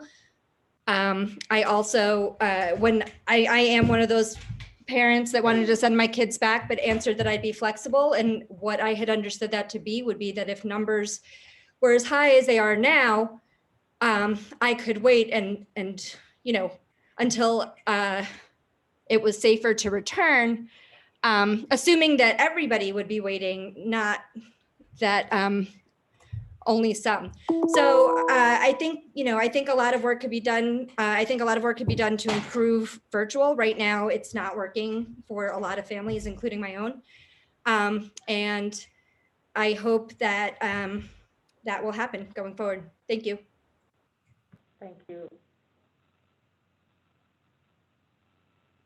We have 5 more. Next up is Dr. McAdoo. Dr. McAdoo? Yes. Yes. We can hear you. Okay, perfect. Yes. Thank you so much for this time to speak. I wish you a speedy recovery. Ms. White. I'm an 18-year educator, 10 plus in CSD. I'm a mentor, co-chair of the equity team at Renfro Middle School. Also, I'm serving my 2nd term on the SLT. I also sponsor the daily morning news show. The reason I say this is that I am vested in CSD. This is my first time speaking at a board meeting, but I felt it was important for me to speak. I reached out to the Teacher Advisory Council, but they hadn't had a meeting since last year. And I also reached out to the teacher stakeholder group to ask them the question that I wanted to get answered. And this kind of goes to what was posed by Mr. Henderson and Ms. Johnson Davis and was addressed by Dr. Doody. But it has to do, it relates to hospital capacity. And considering that hospital numbers are higher than they've ever been, you know, my question is what models, matrices, rubrics, statistical measurements are being used to inform, you know, the going back safely face to face. And I think it's been talked about, but you know, I just wanted to use my time to reiterate that, and I hope that that goes into consideration when we go back, because hospital numbers are a significant factor in the quality of care that people get if they have to go to the hospital. So I yield the rest of my time. Thank you to the board I use my time. Thank you. Next up is Gail Rothman. Ms. Rothman, Yes, I'm unmuting. Can you hear me? we can hear you. Okay. Good evening. My name is Gail Rothman, and on the Venn diagram of Decatur, I sit at a unique intersection. Past and present CSD parent, spouse of a CSD teacher, and executive director of CSD's most significant partner, the Decatur Education Foundation. 9 years ago this week, I sat down with Paula Collins and Tony Powers, 2 DEF board members, for a second round of the interview process. DEF was hiring its first paid staff person, an executive director, to shepherd and grow the foundation. I had been drawn to the job after reading about a DEF grant to give homeless families reloadable cell phones so they could continue to communicate with their child's teachers while moving around. Wow, I thought, I want to be part of an organization that funds those type of great ideas. During that interview, I told them something I still think is mostly true, that Decatur had a great combination of resources. Of course, there were financial resources. There was a school system with a great reputation, its greatest asset always being its teachers, who cared deeply for students.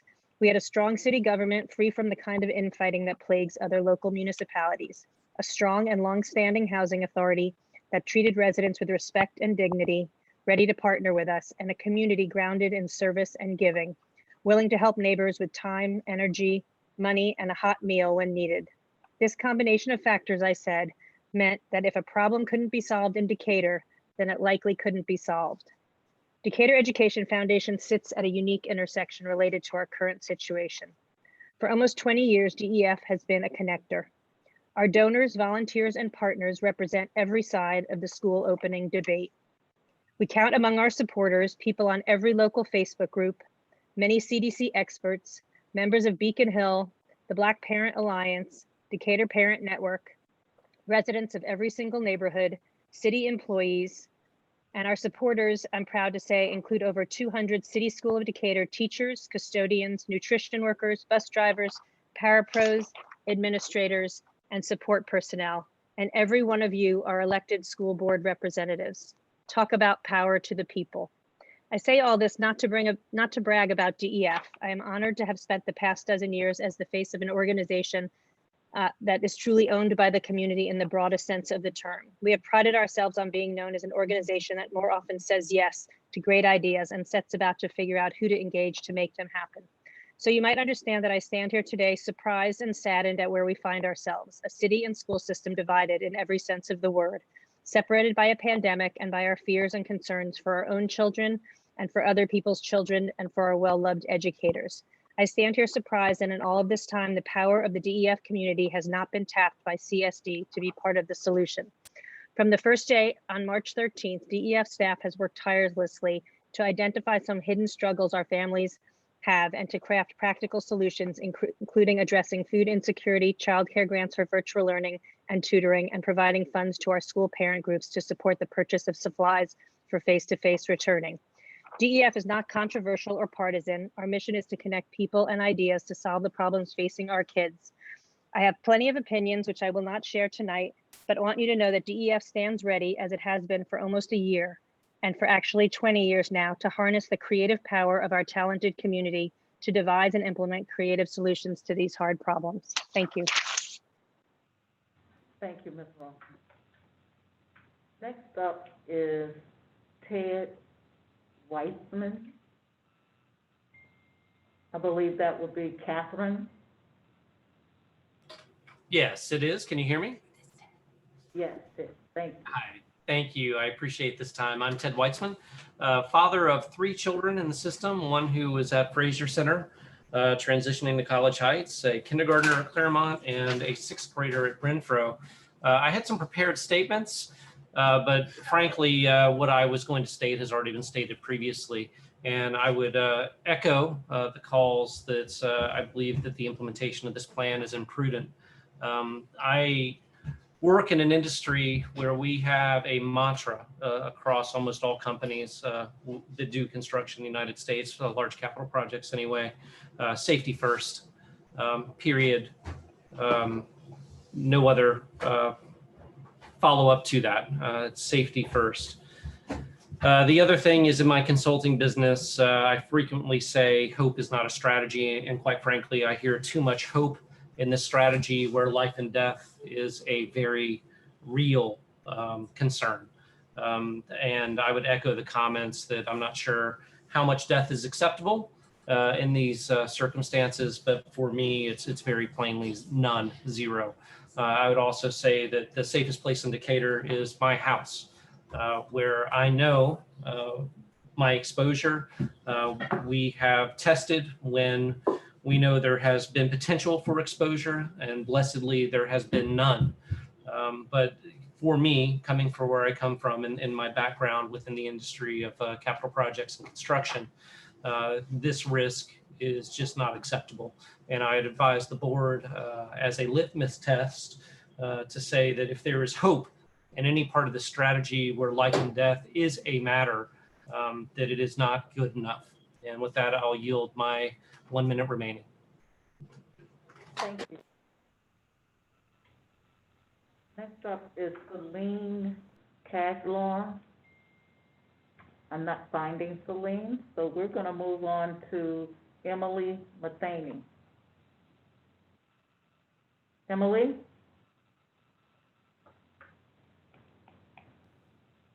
Why can we not be more creative? Oh, sorry, 1 second.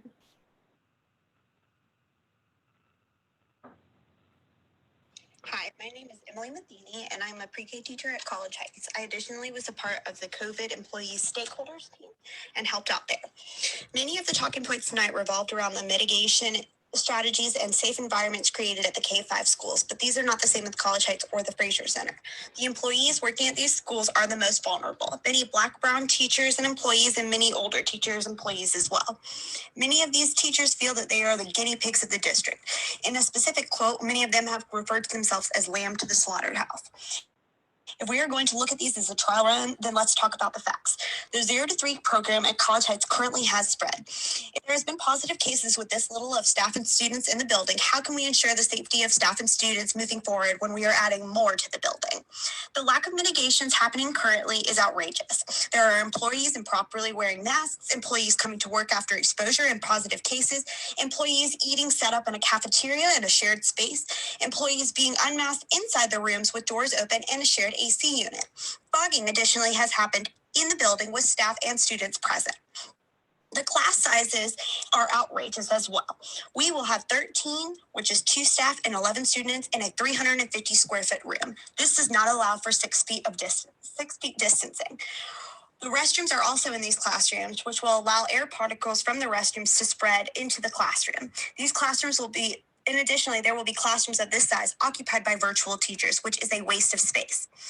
College Heights is one of the only schools that is going to have an after-school program. This will allow for mixing of cohorts, which is completely unsafe. If we are going to be mixing classrooms and cohorts, if there's a positive case, will the entire school be shut down? We have talked about the after-school program as well, which this is not happening at other schools. This will allow for a lack of cleaning time for our custodians with only 2 custodians in the building and only 30 minutes to clean without students present. This is not enough time to fog on Fridays, which could take up to an hour, nor is it enough time to clean the floors without people being in the building. Our ratios and the substitutes is going to be a big problem. We have been told at College Heights when one teacher or para is out, there will be no need for a sub because we will be under ratio. This is not right, nor is it acceptable from right from the start. In upper grades, virtual teachers will have large caseloads, making it inequitable learning experience for not only the students, but also an inequitable workload for teachers being accommodated as virtual teachers. The exposure limit set across the board is 15 minutes. Exposure can happen in less than that time. I want to know what is going to be done by the district to prevent more spread when we do not have the mitigations put in place that the other schools do have. We have not been included with the Wellness Wednesday as the rest of the district has. This is not only inequitable treatment of staff, but it is also inequitable treatment of students that are having to endure online learning. Thank you for your time. Why can we not be more creative?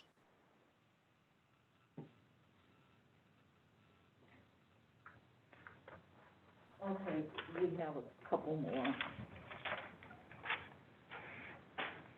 Throw them in. Okay.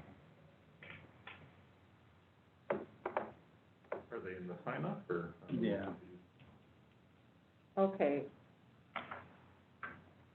Dr. Ashley? Good afternoon, guys. Good evening, guys. Can you guys hear me? Yes, we can. Good night, guys. My name is Roland Hamilton. Thank you guys for giving me a second opportunity. I would like to commend the board members for an amazing job. I know it's not easy. I would like to commend the parents for raising our families during these challenging times. And I'd also like to commend the kids for their perseverance. I am aware that we have lost a lot of learning time, which will be very difficult to make up. But I'd rather lose learning time than to lose a life. I am a parent in the city of Decatur. Our eldest child attended Glenwood, and at the beginning of the pandemic, we removed our one child, out of school and started homeschooling. But we are still heavily invested in city schools. Professionally, I'm a neurologist. I work in a hospital setting. I do a lot of telemedicine, which is essentially Zoom medicine at night for stroke patients that a large amount have had COVID. So I have had direct, intimate experience with COVID throughout the pandemic. And for this reason, I strongly recommend delaying face-to-face learning. I can't echo strongly enough how heavily our healthcare system is overburdened. Although at this time we presently have some capacity, our capacity is being stretched extremely thin, and we can easily be tipped over. When we tip over, it will lead to some very un-American things. We will have to ration care. There are case reports in California and in Texas that EMS, if patients are of a certain age and they have a very low likelihood of survival, they don't even bring them to the hospital. Thankfully, we're not at that case in Georgia as yet. And I think the board members should be commended because I feel as though schools being closed is helping that out. I feel as though if we open our schools, we could easily end up in that situation. Patients now coming from nursing homes sometimes have to wait 2 to 4 hours to find a hospital with availability. Also, elective procedures are now being currently underway, but if we overstretch our system, elective procedures will have to be canceled, such as colonoscopies and heart procedures, and that could lead to unwanted outcomes. And personally, my daughter was at Glenwood, and we lost her teacher, passed away, and I received that phone call, and I had to explain to my 6-year-old daughter who has a disability, Down syndrome, that her teacher went to heaven. That is not something I wish on another parent or another student. I know multiple families in the city of Decatur with a rapid spread that the entire family has contracted COVID.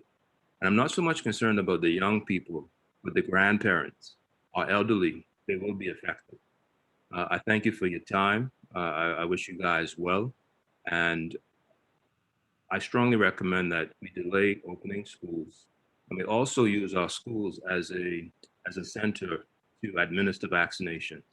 Because the quicker we get a large number of our population vaccinated, then we can safely consider re-engaging our children in school. And also, like I said, we don't have a... Sister. Thank you. I'm sorry, the time. Was that it? This. Was that it? Okay, thank you for all who commented, participated, and I think the plan now is... We have one more comment, public comment. Sorry, Shayna? Yeah. We have one more public comment, Ayana Robinson.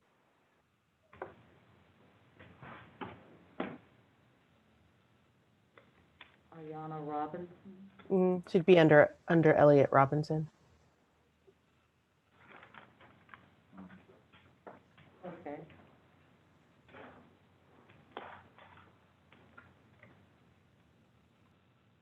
Okay, Ms. Reverend Robinson.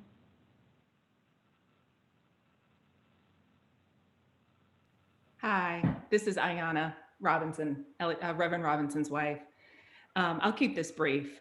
But the first thing I want to do is just applaud the voices of our high school students for advocating for themselves. I stand with them and ask that we don't adopt a one-size-fits-all approach for them.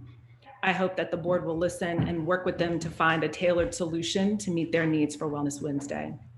While I am disappointed in the decision to move forward with the opening, I have great concern about the plan to address the needs of our virtual students. The communication that recently went out about back to school plans did not speak directly to the needs of our virtual students.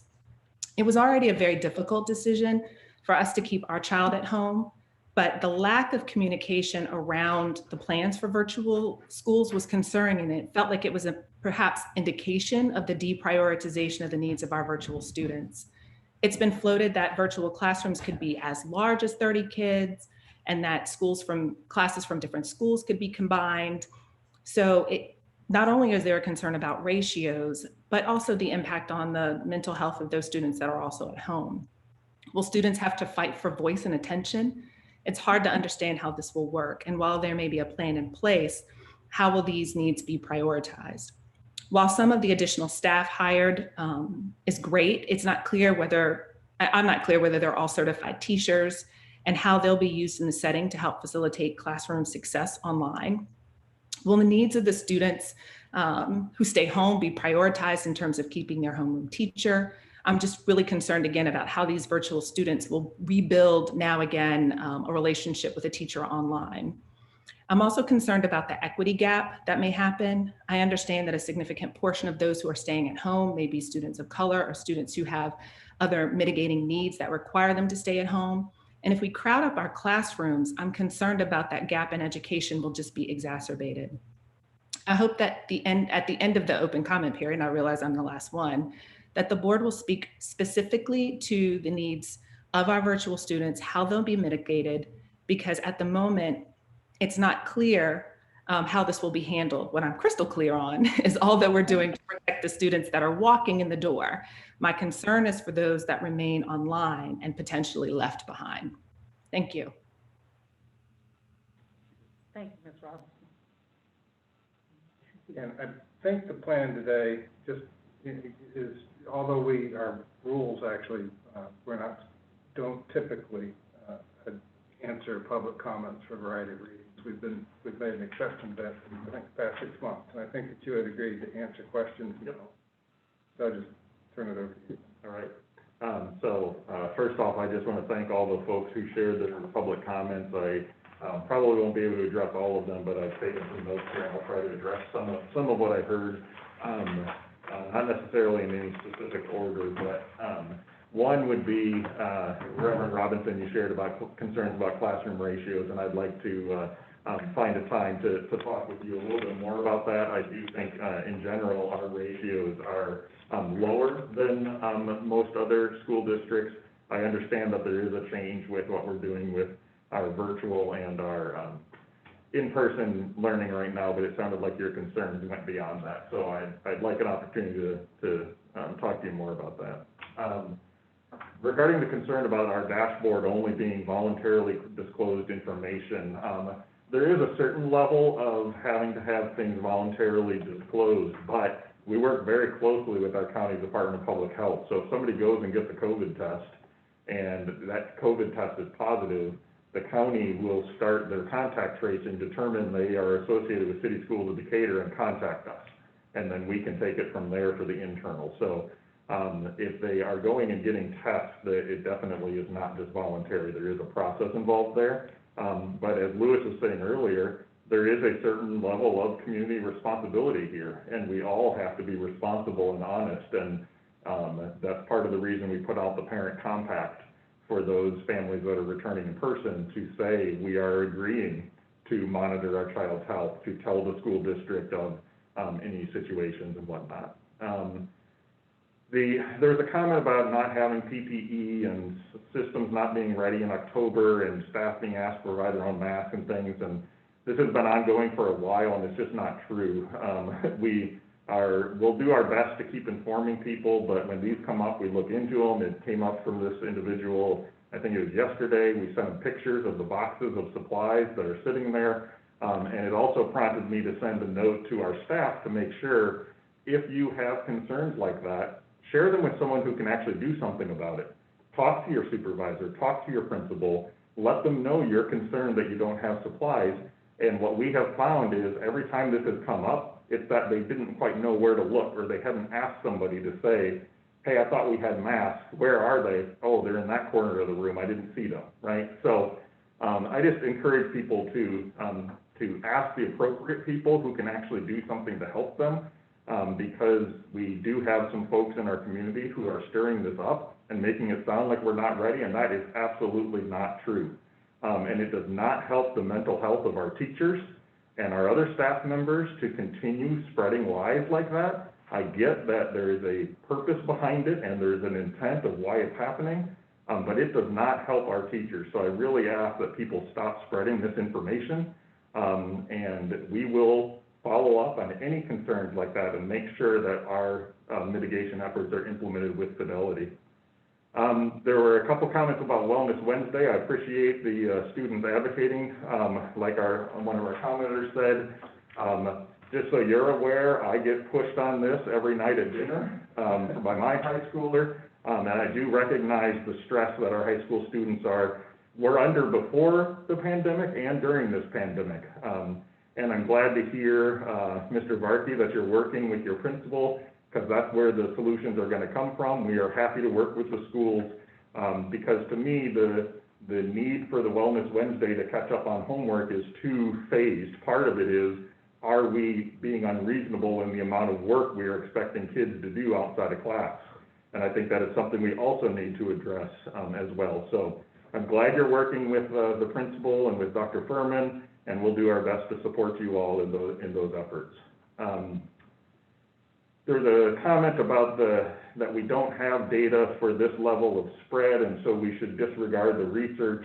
And I think that just, for me, prompts a question. We also don't have data that this mitigation doesn't work in this level of spread. This is another situation where we are in a very tough, a situation where there isn't research that will support exactly what we need to do. And so we're using the best research we have, and it's why we will be monitoring on a continual basis what's going on. There was a question about about the 16 new teachers being hired. Those are being hired through the end of the school year. We are hopeful that as they are not needed as much to support the virtual or in-person learning, that we can pivot and have them also supporting some of our remedial efforts as we're able to get more and more students present, or supporting them virtually as well if that's where we need to be supporting them. So they are 16 certified teachers. They are in all different areas, and so we will be using them throughout the district for the remainder of this school year. There was a question or concern from two speakers about the flexible option for returning in person not being equitable. And so I just want to be clear, what we asked was if you either wanted to select return to in-person or return to in-person and willing to continue virtual learning if necessary. And that we shared that we were putting that out there because if you select an option indicating a willingness to switch learning choices, we may ask you to do so. And so I apologize that didn't seem clear, and we will try to learn from that and be more clear. We thought we were being clear that by saying you were doing a flex option, we might have to ask you to do that. And it turns out we did have a high demand for in-person. And so we did have to ask most of those flex folks to not return in person at this time. The question about the virtual learning, one of the reasons that there hasn't been a lot of communication about virtual learning is because that's what we've been doing and will continue doing with those students. So we will talk with the principals to make sure that we are communicating carefully to those families as well in terms of what that virtual teaching and learning will look like, but it will look much like what you've been experiencing so far. So we will work on that, and we apologize that you don't feel we were communicating that well enough. We just saw that as the standard of what we've already been doing, so we probably dropped that a little bit, and we will get back on top of that. The concerns with College Heights, I think it's important to recognize that College Heights operates by many different rules than the rest of the school district. Because they have different grants and different funding, they have different accreditation, they don't share a whole lot with how the rest of the school district is operated. They have a lot of different rules they have to follow. So things like not doing Wellness Wednesday was an example of that is a rule they had to follow because of the system that they are a part of. So there are some things that we just don't have flexibility on there. We do try to run it as much like the other schools as possible, but we do run into a lot of that as we try to implement various things. In terms of, it came up with the cohorts in the after-school program at College Heights, but it's also something I've heard come up about the pods that we'll be offering for in-person students in the afternoon. So I just want to reiterate in case people haven't heard why this is something that we are supporting. And that is because we decided if a family needs some support for that child in the afternoon, would we rather have them in our school in a controlled environment where we know exactly what's happening, or would we rather have them spread out throughout the community at various daycare providers? And we decided it was better between those two options to have them in our school facility where we could control what the environment was like. So that was one of those examples where there is no perfect answer. And we felt that it was safest to keep them in our school where we can control the mitigation efforts, where we can know what those students are doing, rather than have those students spread out throughout the community and then coming back to school the next day. So there are a lot of things that we are balancing, and I hope that I addressed most of the comments. If you guys heard anything I didn't address, please feel free to share it. David, one of the questions regarding the virtual ratios, I think what's been communicated to me they want clarification on is the number of students. Is the number of students increasing in the virtual setting as students return to in-person? I think that's where people are concerned that things are changing. I asked, we talked about this yesterday, that their numbers being, that I heard in the community, like there could be as many as 30 students in the virtual classroom. And I think that that is different from what is currently happening. So if you could clarify that. Yeah, good, thanks. So the ratios may be increasing at in the virtual classrooms, not across the board, but they may be increasing. They have had to increase, most of them haven't had to increase beyond 25 the last I checked, but we did allow up to 30 if needed. And this goes back to that conversation of the original plan was to do asynchronous learning, keep classes together, and not change the teachers. And that was seen as extremely unpopular. And folks said we would rather switch classes, and we would rather have the social distancing that we need to have. And so they said those were the priorities, and so that's what we implemented. So in order to implement the social distancing in the classroom, we had to severely limit the size of those classes. And in order to limit the size of those classes, the other classes had to go up a little bit. And so yes, they are a little bit bigger virtual. We feel comfortable with that because we feel like the folks who are teaching in person are going to have a lot more to manage and to adapt to than the folks who are teaching virtually. And so as we're able to increase numbers, we can get that balance back. But yes, as of this time, most likely a virtual classroom will have more students than an in-person classroom. How many more? The in-person classrooms are usually right around 10 to 15, and the virtual classrooms are up to 25. Some may go up to 30, but right now I think the highest are 25. And before we hired the teachers, what was the average size of the virtual classroom that we've had to date? I don't know off the top of my head, probably around 20, 22. Okay, so not significantly bigger than what I don't think it's significantly different. Okay. Anytime you add students, there's stuff, there's gonna be more to do, unfortunately, and that is a fact, but it was the only way we could do the social distancing in the in-person. Right. Okay. I just want to thank the students who called in. It's always my favorite to hear from students, because that's why we're all here. That's why we are doing what we're doing. And we've, as a board, received many emails from students. I tried to respond to all of you regarding Wellness Wednesdays. I think it's great that you have input on that, and thank you for organizing and making it what you need it to be. Working with your principal and working with your student government and collaborating is exactly what we hope you will do. So thank you for doing that, and thank you for being involved in and taking action to improve something that you see needs improvement, and we really appreciate that. I also want to just comment on DEF support, and Gail, thank you for calling in and speaking, and thank you for the many, many years of support. DEF is a wonderful partner, and we are so fortunate to have DEF in this community. And just as a parent, I've witnessed so many times where my classrooms and my teachers have been supported by DEF, and just as a community member, I'm grateful for opportunities to be involved and help fellow community members, and especially at a time like this, when we have a pandemic that has been the most inequitable thing we can imagine. It's especially critical to have partners like you, so thank you very much.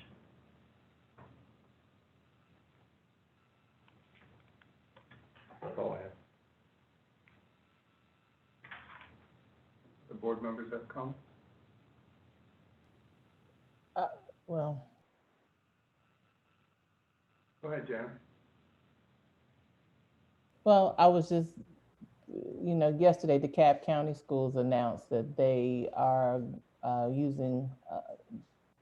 they have revised their metric. Well, they're not going to be returning because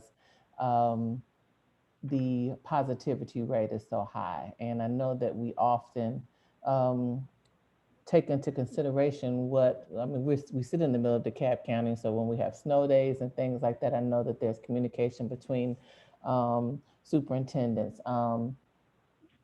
But I guess that's a moot point, that decision doesn't have any impact on our decision to return.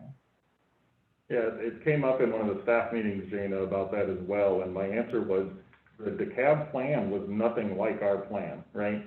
They were not having individual cohorts that weren't intermixing. They were not having the strict social distancing the same way we were. So their plan was different, and every school district's plan is different. I would also say that I would predict they're going to have to change that 10% metric because the testing sites have been shut down in order to make room for the vaccine sites. And so most likely there won't be as many people being tested who are not positive. Only the ones who are positive will be tested, and will artificially inflate our percent positive. So it will remain to be seen what they have to do with that. But I would also point out that the metric throughout the entire time for DeKalb has been 100 cases per 100,000, and last night it changed to a 10% positivity rate, which was not what was being watched previously. So every district is approaching it differently, and they all have unique circumstances and unique plans. And if we had been going back with a plan like DeKalb's, we might have done a different thing like they did, but our plan looks different than theirs. And so that's why it's not impacting what we're doing. I would also say we do collaborate with other school districts frequently, and this has been one of those cases where every school district is doing different things. And if we did like we do with snow days and kind of follow what the majority of school districts are doing, we would have been back in person, but in September. So I think we are in a very different situation with this than we are with other ways that we've collaborated with school districts. We're all looking at our individual needs in our communities and doing the best we can.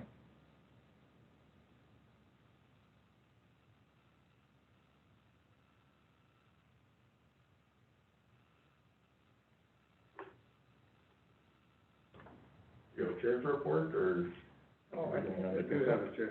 I guess the only comment, I guess I'll do this as part of the chair's report. Well, no, I'll hold my comments, but let's see.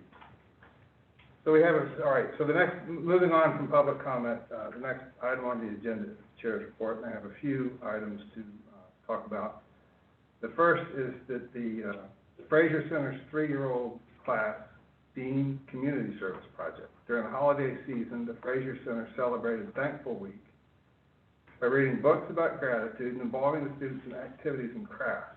As part of this special week, the school committee collected food items for the Decatur Area Emergency Assistance Ministry, DEAM. At school, the children decorated the DEAM bags for the donations and added a special touch with heart notes so that all recipients know that they are loved. Participation was especially high, and approximately 10 boxes of food items were collected. Wonderful and great job to the Fraser Center for teaching our youngest students about gratitude while helping the community. And a shout out to the DHS, the high school debate team. The team has been debating virtually almost every weekend since September. Students attend debate tournaments both locally and as part of the Atlanta Urban Debate League and nationally, DC, Alabama, Minnesota, Texas, and Louisiana. So congratulations to AUDL, Atlanta Urban Debate League debaters Brendan Cockerell, Bennett Highland, Zara Jenkins, Isaiah Guthrie, and Gabe Papandrea for their wins so far this season. And a shout out to our national circuit debaters, Kit Sanders, Keon Sanavandi, Aaron Lamb, Mavic Thomas, Maggie Stearns, and Hazel Patty. Last weekend, we had two teams to make it to the elimination rounds at Samford. Keon Sanavandi and his team, as well as Will Cockle and Max Van Croysen. Congratulations to all of our debaters for their spectacular work. And big congratulations to Nina DeFilippo, one of the 11 students who had her composition selected for GMEA, I think that's the Georgia Musical Education Association statewide composition contest. Her work, entitled Pink-a-Plot, will be recorded and premiere at the GMEA virtual conference at the end of January. DHS students included in this composition performance include Changming Yan, flute, Oliver Lee, clarinet, Nina DeFilippo, soprano saxophone, Sophie Phillips, horn, Ernesto Clark, bassoon, and big congratulations to Nina and all of these students. Those are very exciting developments. So congratulations to all those and to the teachers and staff for continuing to make some great things happen even during this terrible time. So that's wonderful. Great. That's the chair's report. And now we will move on with the rest of our agenda. The consent agenda, isn't it? Beginning with the consent items. We have 4 items on the consent agenda: the personnel report, the school nutrition report, financial reports, and the fiscal year 21 budget adjustment. Do we have a motion to approve the consent items? Move to approve consent items. Second. Second. All in favor? Aye. Aye. Aye. So those pass. And now we have, looks like 3 items for action, information, or discussion, beginning with the development report, which is presented for information. Yes, we don't have to discuss it unless you have questions. We're happy to. Okay, I don't. Do other members have questions? Okay. And let's move on, but I do appreciate the information, so thank you for. I'm glad we're on top of it. Absolutely. It's very helpful, and the city continues to be a good partner in keeping us updated. And thanks to Heidi for taking this on. She kind of got assigned it, and she's just run with it, so. Thank you, Heidi. So, just so folks know, the development report is our tracking, our staff's tracking of all of the developments that could add children to our classrooms that are going on around the city, so that we know and can take into account the future projected growth. That's what that is. The second item is the fiscal year 2020 budget. First question. Okay, Right.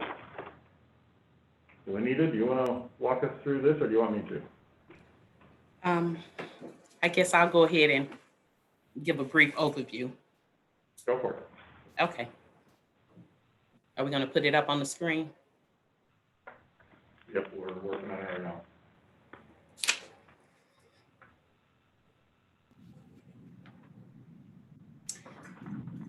Okay. Good evening, Dr. Judy, members of the board, community, and colleagues. This evening, I will provide an overview of the preliminary fiscal year 22 budget. Please be mindful that this is preliminary and we are still receiving communication from the state and outside sources on factors that may have an impact on the fiscal year 22 budget. The agenda lists the various topics that we will review, starting with the budget calendar. This is the first draft of the fiscal year 22 budget calendar and is subject to change.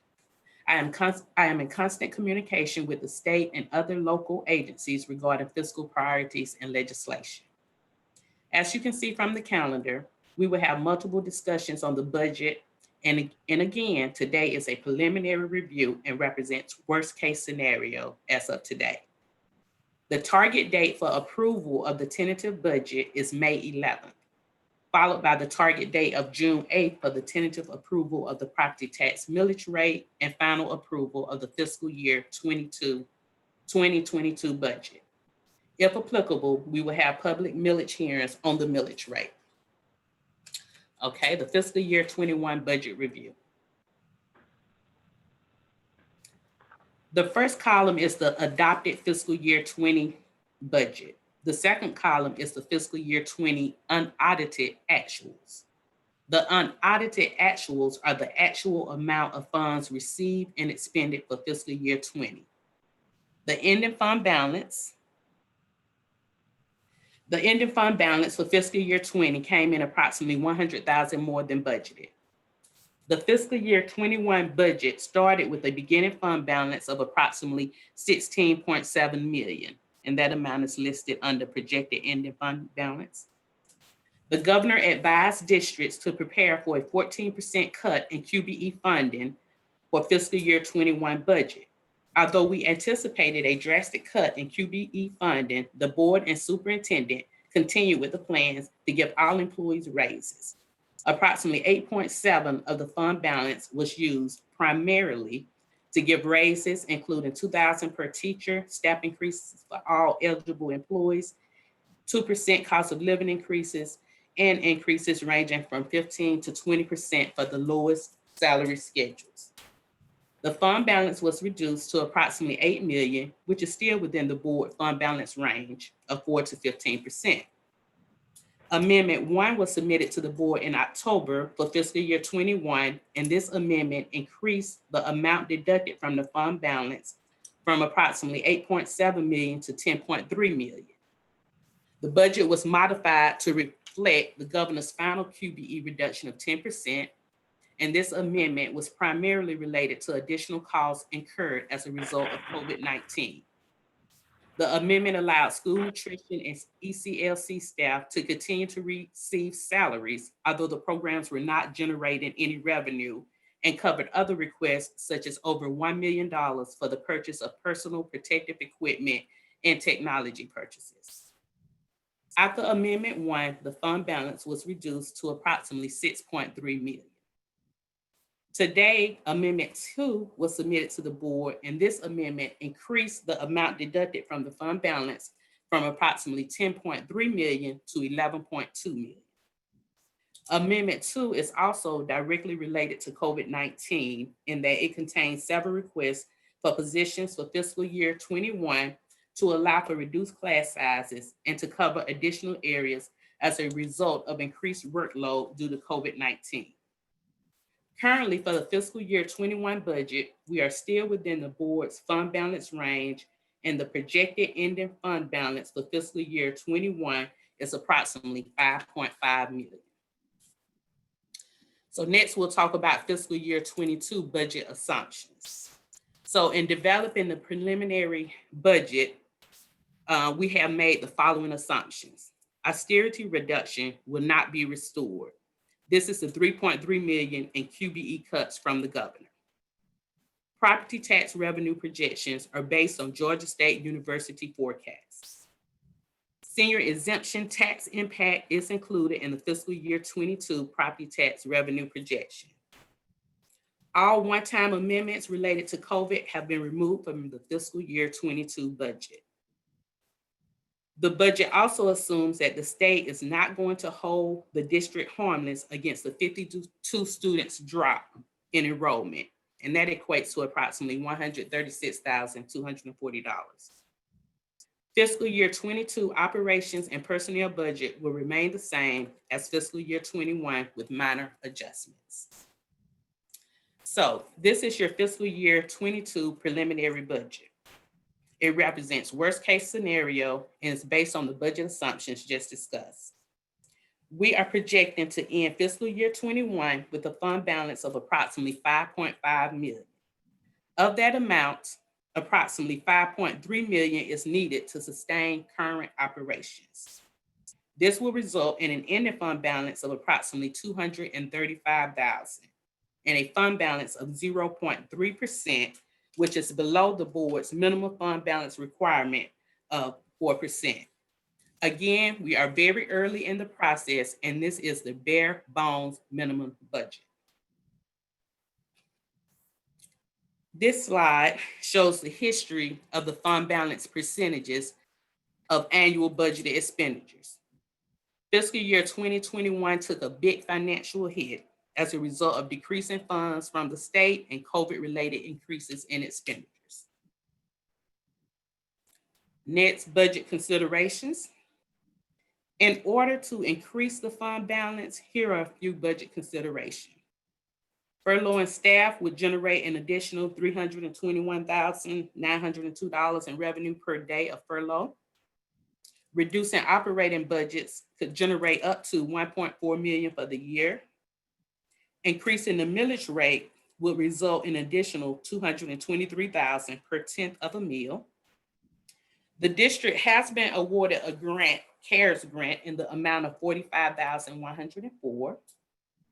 And other opportunities include accepting tuition from non-resident students and selling district real estate property.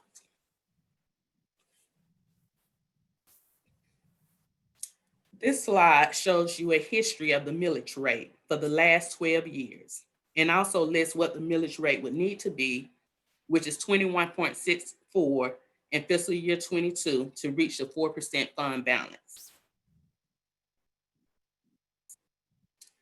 So if we increase the fund balance to 21.64, that will bring in an additional 3.1 million in revenue from property tax, which is about 157,000 less than the amount of revenue the district lost as a result of the governor's 10% cut to QBE.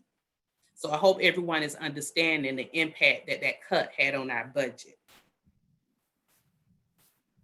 The next slide shows the impact on the taxpayer as a result of increasing the millage rate from 20.25 to 21.64. This increase would result in an increase of $69.50 for each 100,000 value assessed. Next, tuition costs. This is the tuition amount for non-resident students for fiscal year 22. Additional information on tuition and this option will be explored as necessary. At our last work session, we talked about some of the board budget consideration. So this slide lists some of them, including the need for remediation program, step increases for all eligible employees, and building back a fund balance of 4%. The major budget challenges that we as a district are facing with the fiscal year 22 budget includes the 10% austerity reduction of 3.3 million, over 1 million in increased expenses due to COVID-19, reduced enrollment for fiscal year 22, which equates to 136,000, no decision from the state on how public schools will be funded for fiscal year 22, and operating in a pandemic with so many unknowns.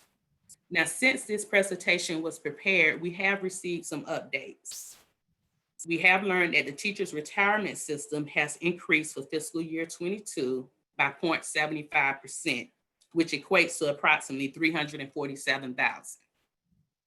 We also have learned that there is a CARES 2 package that we are allotted to receive $1 million in CARES funds. And you will see these updates in the next fiscal year 22 preliminary budget. Thank you, and I answer any questions you may have. I'm gonna hit on a couple things before we get to questions. One, just to make clear that 0.75% increase in TRS is an expense to us of about $347,000. You may recall that changes every year. They set it based on actuarial tables and things, I'm sure. And so even though it's only 0.75%, it's a pretty big hit, $347,000 additional expense. The other thing I want to reiterate for folks who may be listening tonight that weren't listening at the work session is we did include a staff furlough on the list because it is something we should consider, but we all agreed that is the last thing that we want to consider amongst all of this. So I just want to emphasize that because not everyone will have heard everything we've talked about. And so it's there, but it's not something we're hoping that we will be able to avoid that as we go through the process. So I wanted to share the talking points that we have put together about the budget because it also is a good way to summarize some of what Juanita just shared. And I will share this with you in written form as well. But as folks are reaching out and talking to legislators and things, and anyone really who has the ear of people who set budgets, I want to make sure folks know, here are some of our talking points. One of them is reinstating those austerity reductions. So we lost $3.2 million in this fiscal year, and we just want to really make sure that doesn't happen again next year. Allocating the funding for COVID-related expenses. So just to reiterate how much we have spent because of COVID, we spent $1.3 million on supplies and equipment. We spent almost $1 million on hiring additional staff because of the COVID, and we spent almost $1 million keeping people employed who did not have employment otherwise. They didn't necessarily have a job they could do virtually, but we kept paying them anyway, and that was nearly $1 million that we spent doing that. We really need them to hold systems harmless as we move into fiscal year 22 in terms of decreased enrollment. The enrollment throughout Metro Atlanta and throughout the state is down. And so there's a lot of talk of holding us harmless, not just us, but any district. And for us, that's about $136,000 worth of funding. And then our concerns of passing on these unexpected increases like the increase to TRS and any potential increases to the health benefit plan, we really need them to not pass those on to districts because we're already struggling enough as we are. So those are the talking points. I'll share the written version with you as well, but I think it's a good way to understand in very short order what situation we're in. So that's very helpful. the other thing I'll share is you saw the tuition amount there of about $5,500 is roughly what we will be able to charge for tuition. We did a little bit of an analysis planning based on kind of what we've seen in the past in terms of seats that are available. So you may recall the idea of accepting some tuition students was the idea of taking seats that we already have that we aren't filling and filling them with a tuition paying student. And so in our analysis, we think there would be about 38 spots at the K2 level and about 30 spots at the 612 level. We do not see much opportunity in that 3-5 range. Things are pretty efficient there and we don't see much slack. So that would be about 68 students. So what does that say? 70 students, $5,500. So we're talking about $400,000, something like that. So that is one thing we can talk about. So we wanted to get you a little more information since the work session. And obviously, part of this is kind of shooting in the dark, right? We don't know exactly what's going to happen. So if we did offer these, we probably couldn't offer them to people until like July because we need to know, we need to staff based on the students we have, and then we would fill in after that. So, and we talked at the last meeting about how it may make more sense doing something like this at upper grades where we may not have to make such a long commitment to people rather than lower grades. And so that's something we clearly can talk about. We've got time to figure that out, but it is an opportunity for some additional revenue. Okay. So it's kind of a table setting question. Yeah. We have a long history with our budget projections of having very conservative and pessimistic and really sort of dire projections in phase one. And then as we work through the budget process, the numbers get rosier. We decide the tax outlook is better than thought, the expenses are less than thought. Yeah. But I don't think that's what we're doing. I don't think that's gonna happen here. So for one thing, we did change our approach to budgeting over the last 2 years. So we do not have, like, when you see those fund balance percentages, there was a lot of extra built in there to be very conservative. We are not nearly as conservative in our budgeting process anymore, and so it is much closer to what we expect for reality. I would say though, the exceptions are, we did just find out about that CARES funding, so that's about $1 million, which is fantastic, and we really appreciate every bit we get. So that's great news.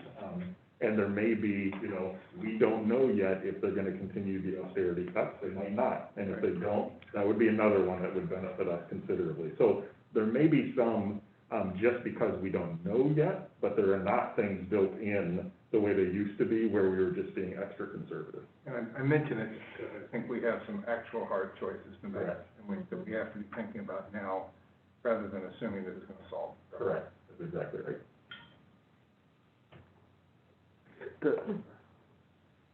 From a budgeting perspective, and this has very little to do with me, so I'm gonna speak eloquently about it. It is amazing that we lost 3.2 million to austerity cuts, paid staff that were not earning money, gave the raises to teachers and staff, including a step increase, big increase to our lowest latent points, and it looks like what we're short, because Lenita always does a great job, she speaks my language, that we're short the austerity cut. That's a big part of it. Part almost exactly in terms of the 4%. I mean, you can't go back and do it, but if we had that, the conversation would be like, right where we want to be, we're within that range. Yep. So that's just to clarify, without steps or COLAs. Correct. Yep. Correct. That's kind of a sidebar, but that's very impressive. So we got an extra 1 million that's not added in there. We don't know where austerity is. Do we have a time frame for that from the state? We do not at this point. Okay, and then the enrollment stuff, that was part of the fiscal training that we went through, that it's down 4%. That's not anything that we can plan on or do, because it's down 4% across the state.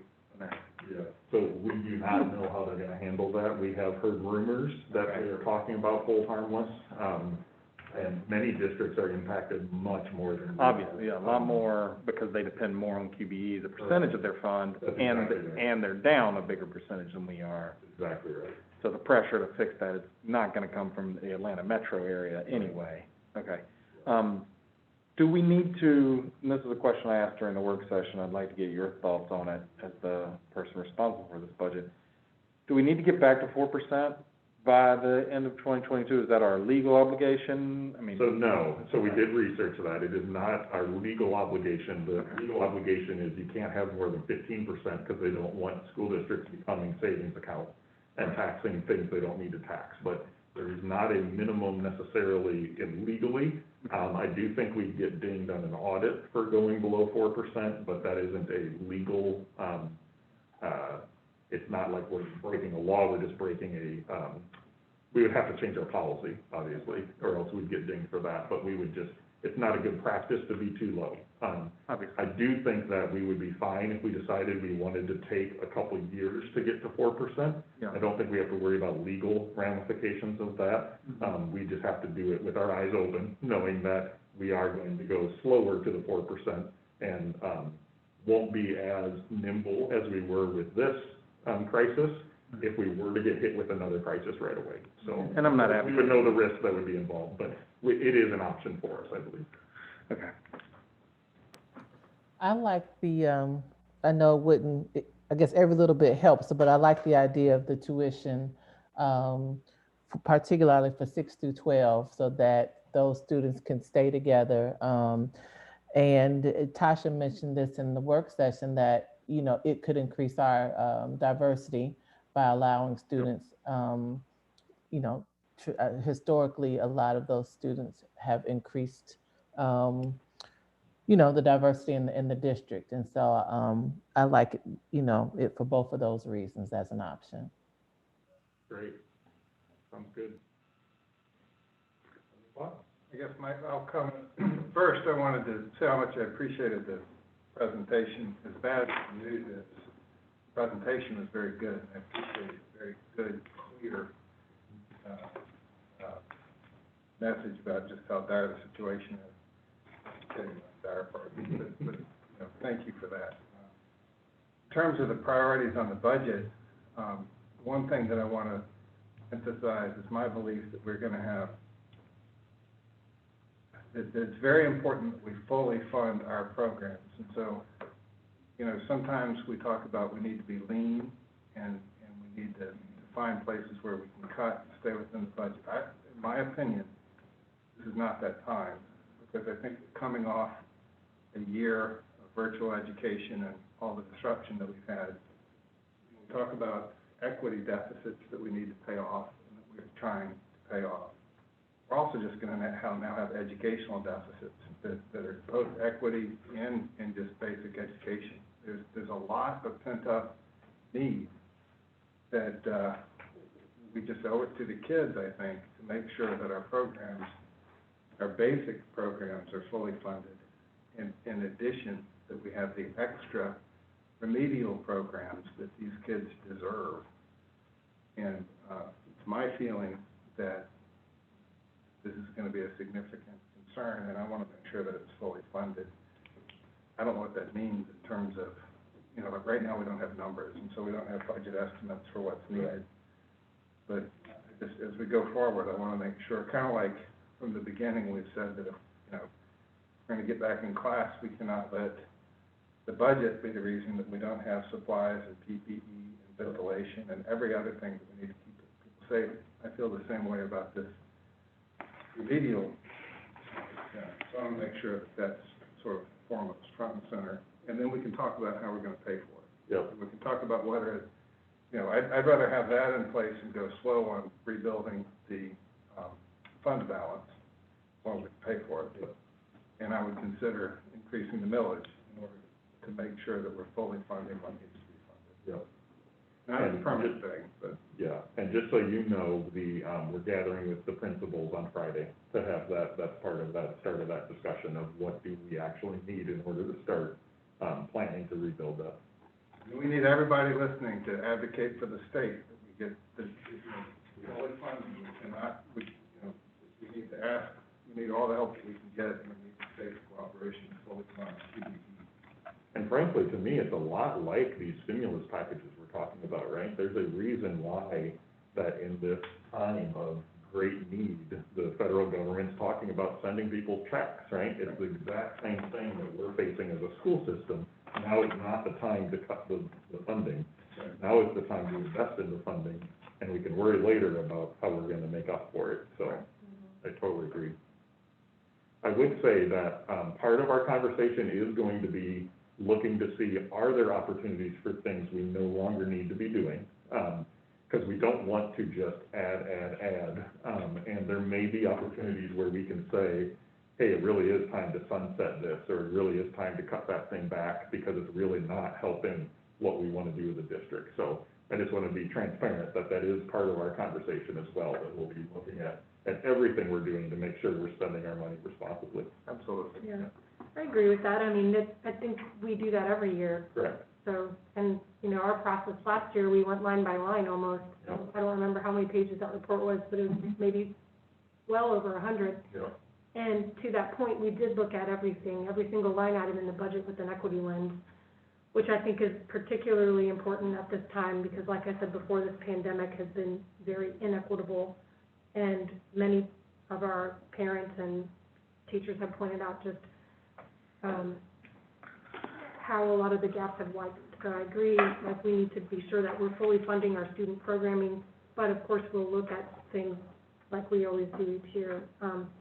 I agree with what previous board members have said about the tuition. I mean, I would like to, as a board, just approve the concept and let you tell us what makes the most sense, because I think that will be kind of a fine-tuning thing of placing students in the right levels to really make it make financial sense. So I would be willing to do that.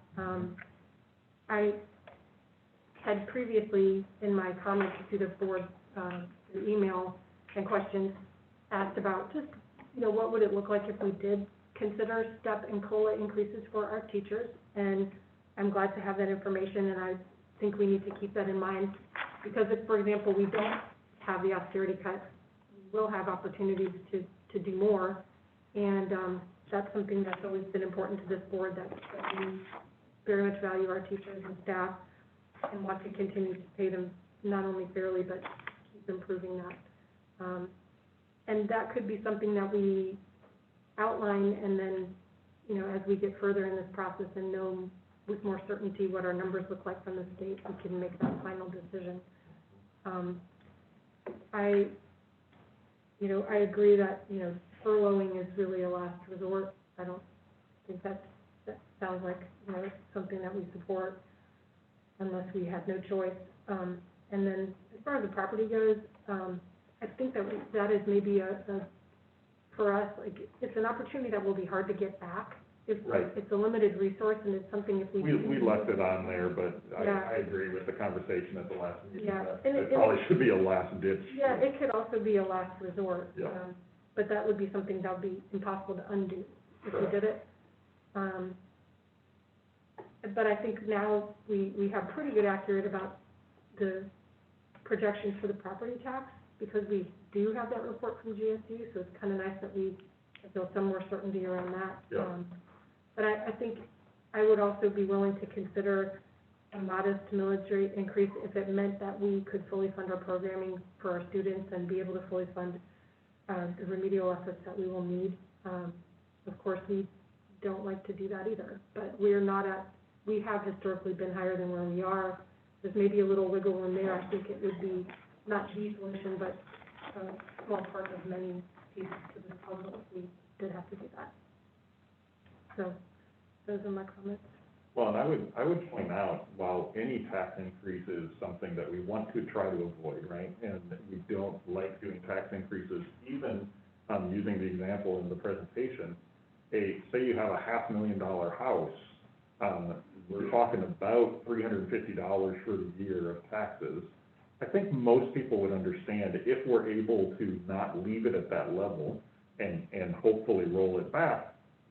I don't think that's terribly unreasonable, hopefully, for most folks to see if how we're investing that money to remediate what we've just been through, and continue to deal with right now. But I do think that I was worried it was going to be much worse to even get to the 4%, and so I do feel a little better that it is where it is. What if we went negative? What happens there? We can't go negative. But there's So money we don't have. one thing that's different with school systems, the federal government can just do deficit spending. We cannot do that. We would have to bond or do something to do revenue. We might be able to do some tax anticipation revenue bonds, for instance, or most likely we would just have to cut because you cannot go into a deficit. Okay. Because I just, given the current projections, we're really close. Correct. So That's correct. that's why I asked. Yeah. Okay. And then, of course, I also support advocating to our legislators, and we'll talk about the newsletter, but, anything that we can do as a community to contact our legislators. They have put out calls. I saw, the latest newsletter from Becky Evans. They're having town halls. One of them was actually tonight, asking the community for what are areas of need. And, of course, the school system came to mind, but I think we as a board can do our part to reach out to our legislators directly and just make sure that, we know they're aware, but just more intimately aware of what our actual needs are. Good. Other discussion? So I know that wasn't, it was a little more than what we had at the work session. We still have a lot more to do, and so the next time we talk about this, which I think we decided would be at the next work session, we will do our best to have a lot more detail for you at that point, so. But kudos to Lanita, she worked all weekend pulling all of that together. I just really appreciate it. She's, as you know, she's hit the road running, and this is the first time she really has to jump in with all the the budget stuff, and as you said, Louis, she's doing a great job. So kudos to you, Lenina. Thank you for your work on that. Thank you, Lenina. Thank you. Okay, our second to last item for discussion, I think it's just a brief update on the Senior Homestead Exemption Committee, which I guess I'll provide. So the board approved at the last meeting the recommendation from our stakeholder committee or citizen committee. And we signed a resolution, and then the city commission also passed a resolution in support of our recommended homestead exemption. So we have the city's full support. Just to repeat, we have to get this passed. The homestead exemption must be renewed in this General Assembly session. And so we need to work. In order to avoid a gap. In order to avoid a gap. If it is not passed in this session so that we can have a referendum and have it passed in November, then the current homestead exemption will sunset. We don't want that to happen. So this must be renewed. If it's not renewed, there will be a gap until the year.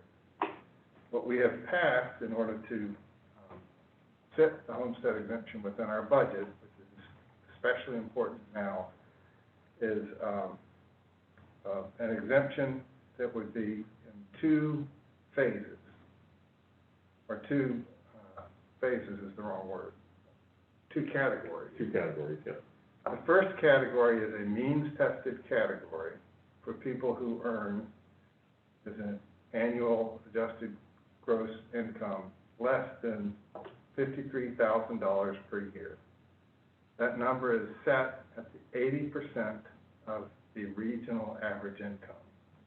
It's also the number for a two-person household. For a two-person household. It's also the number that is used by the city of Decatur, some of its targeted housing programs that are means tested. So that's how we came to that number.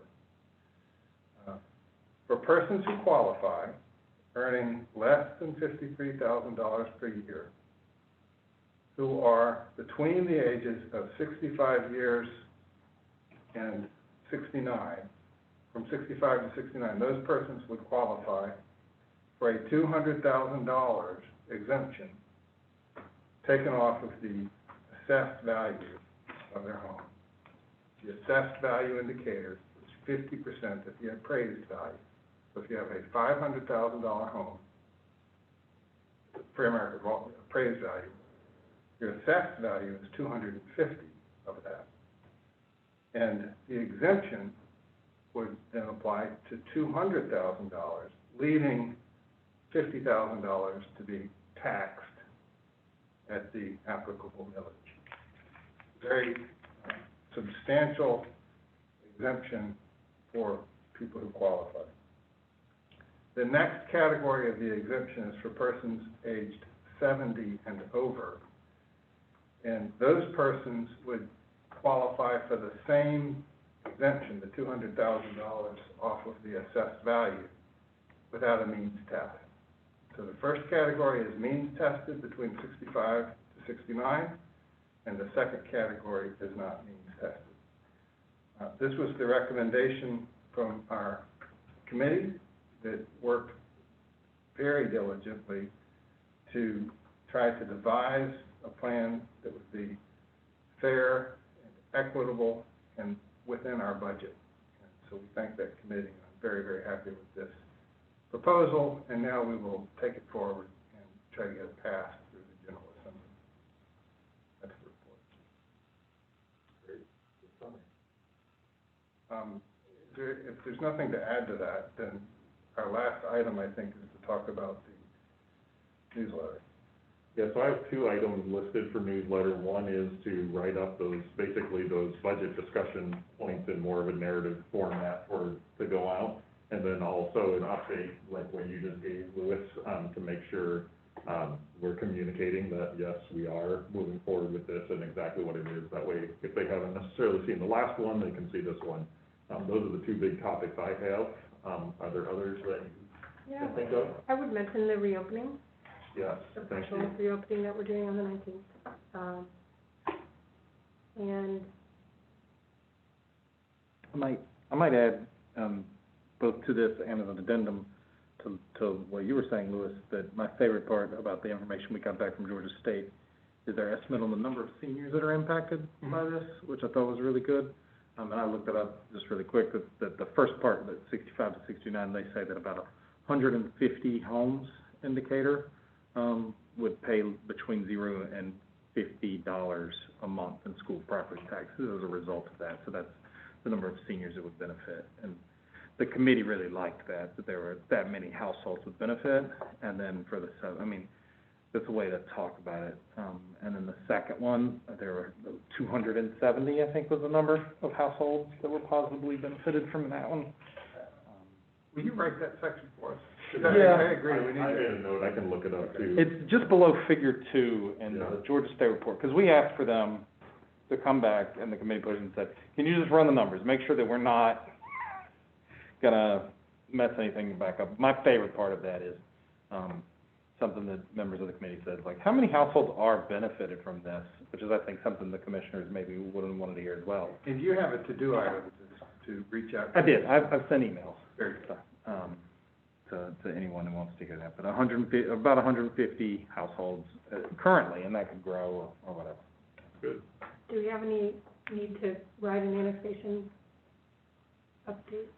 I think it depends on the timing, I don't know what we're gonna write at this point. Yeah. So maybe, I mean, So maybe- for the community, we're having productive discussions with the DeKalb County School Board.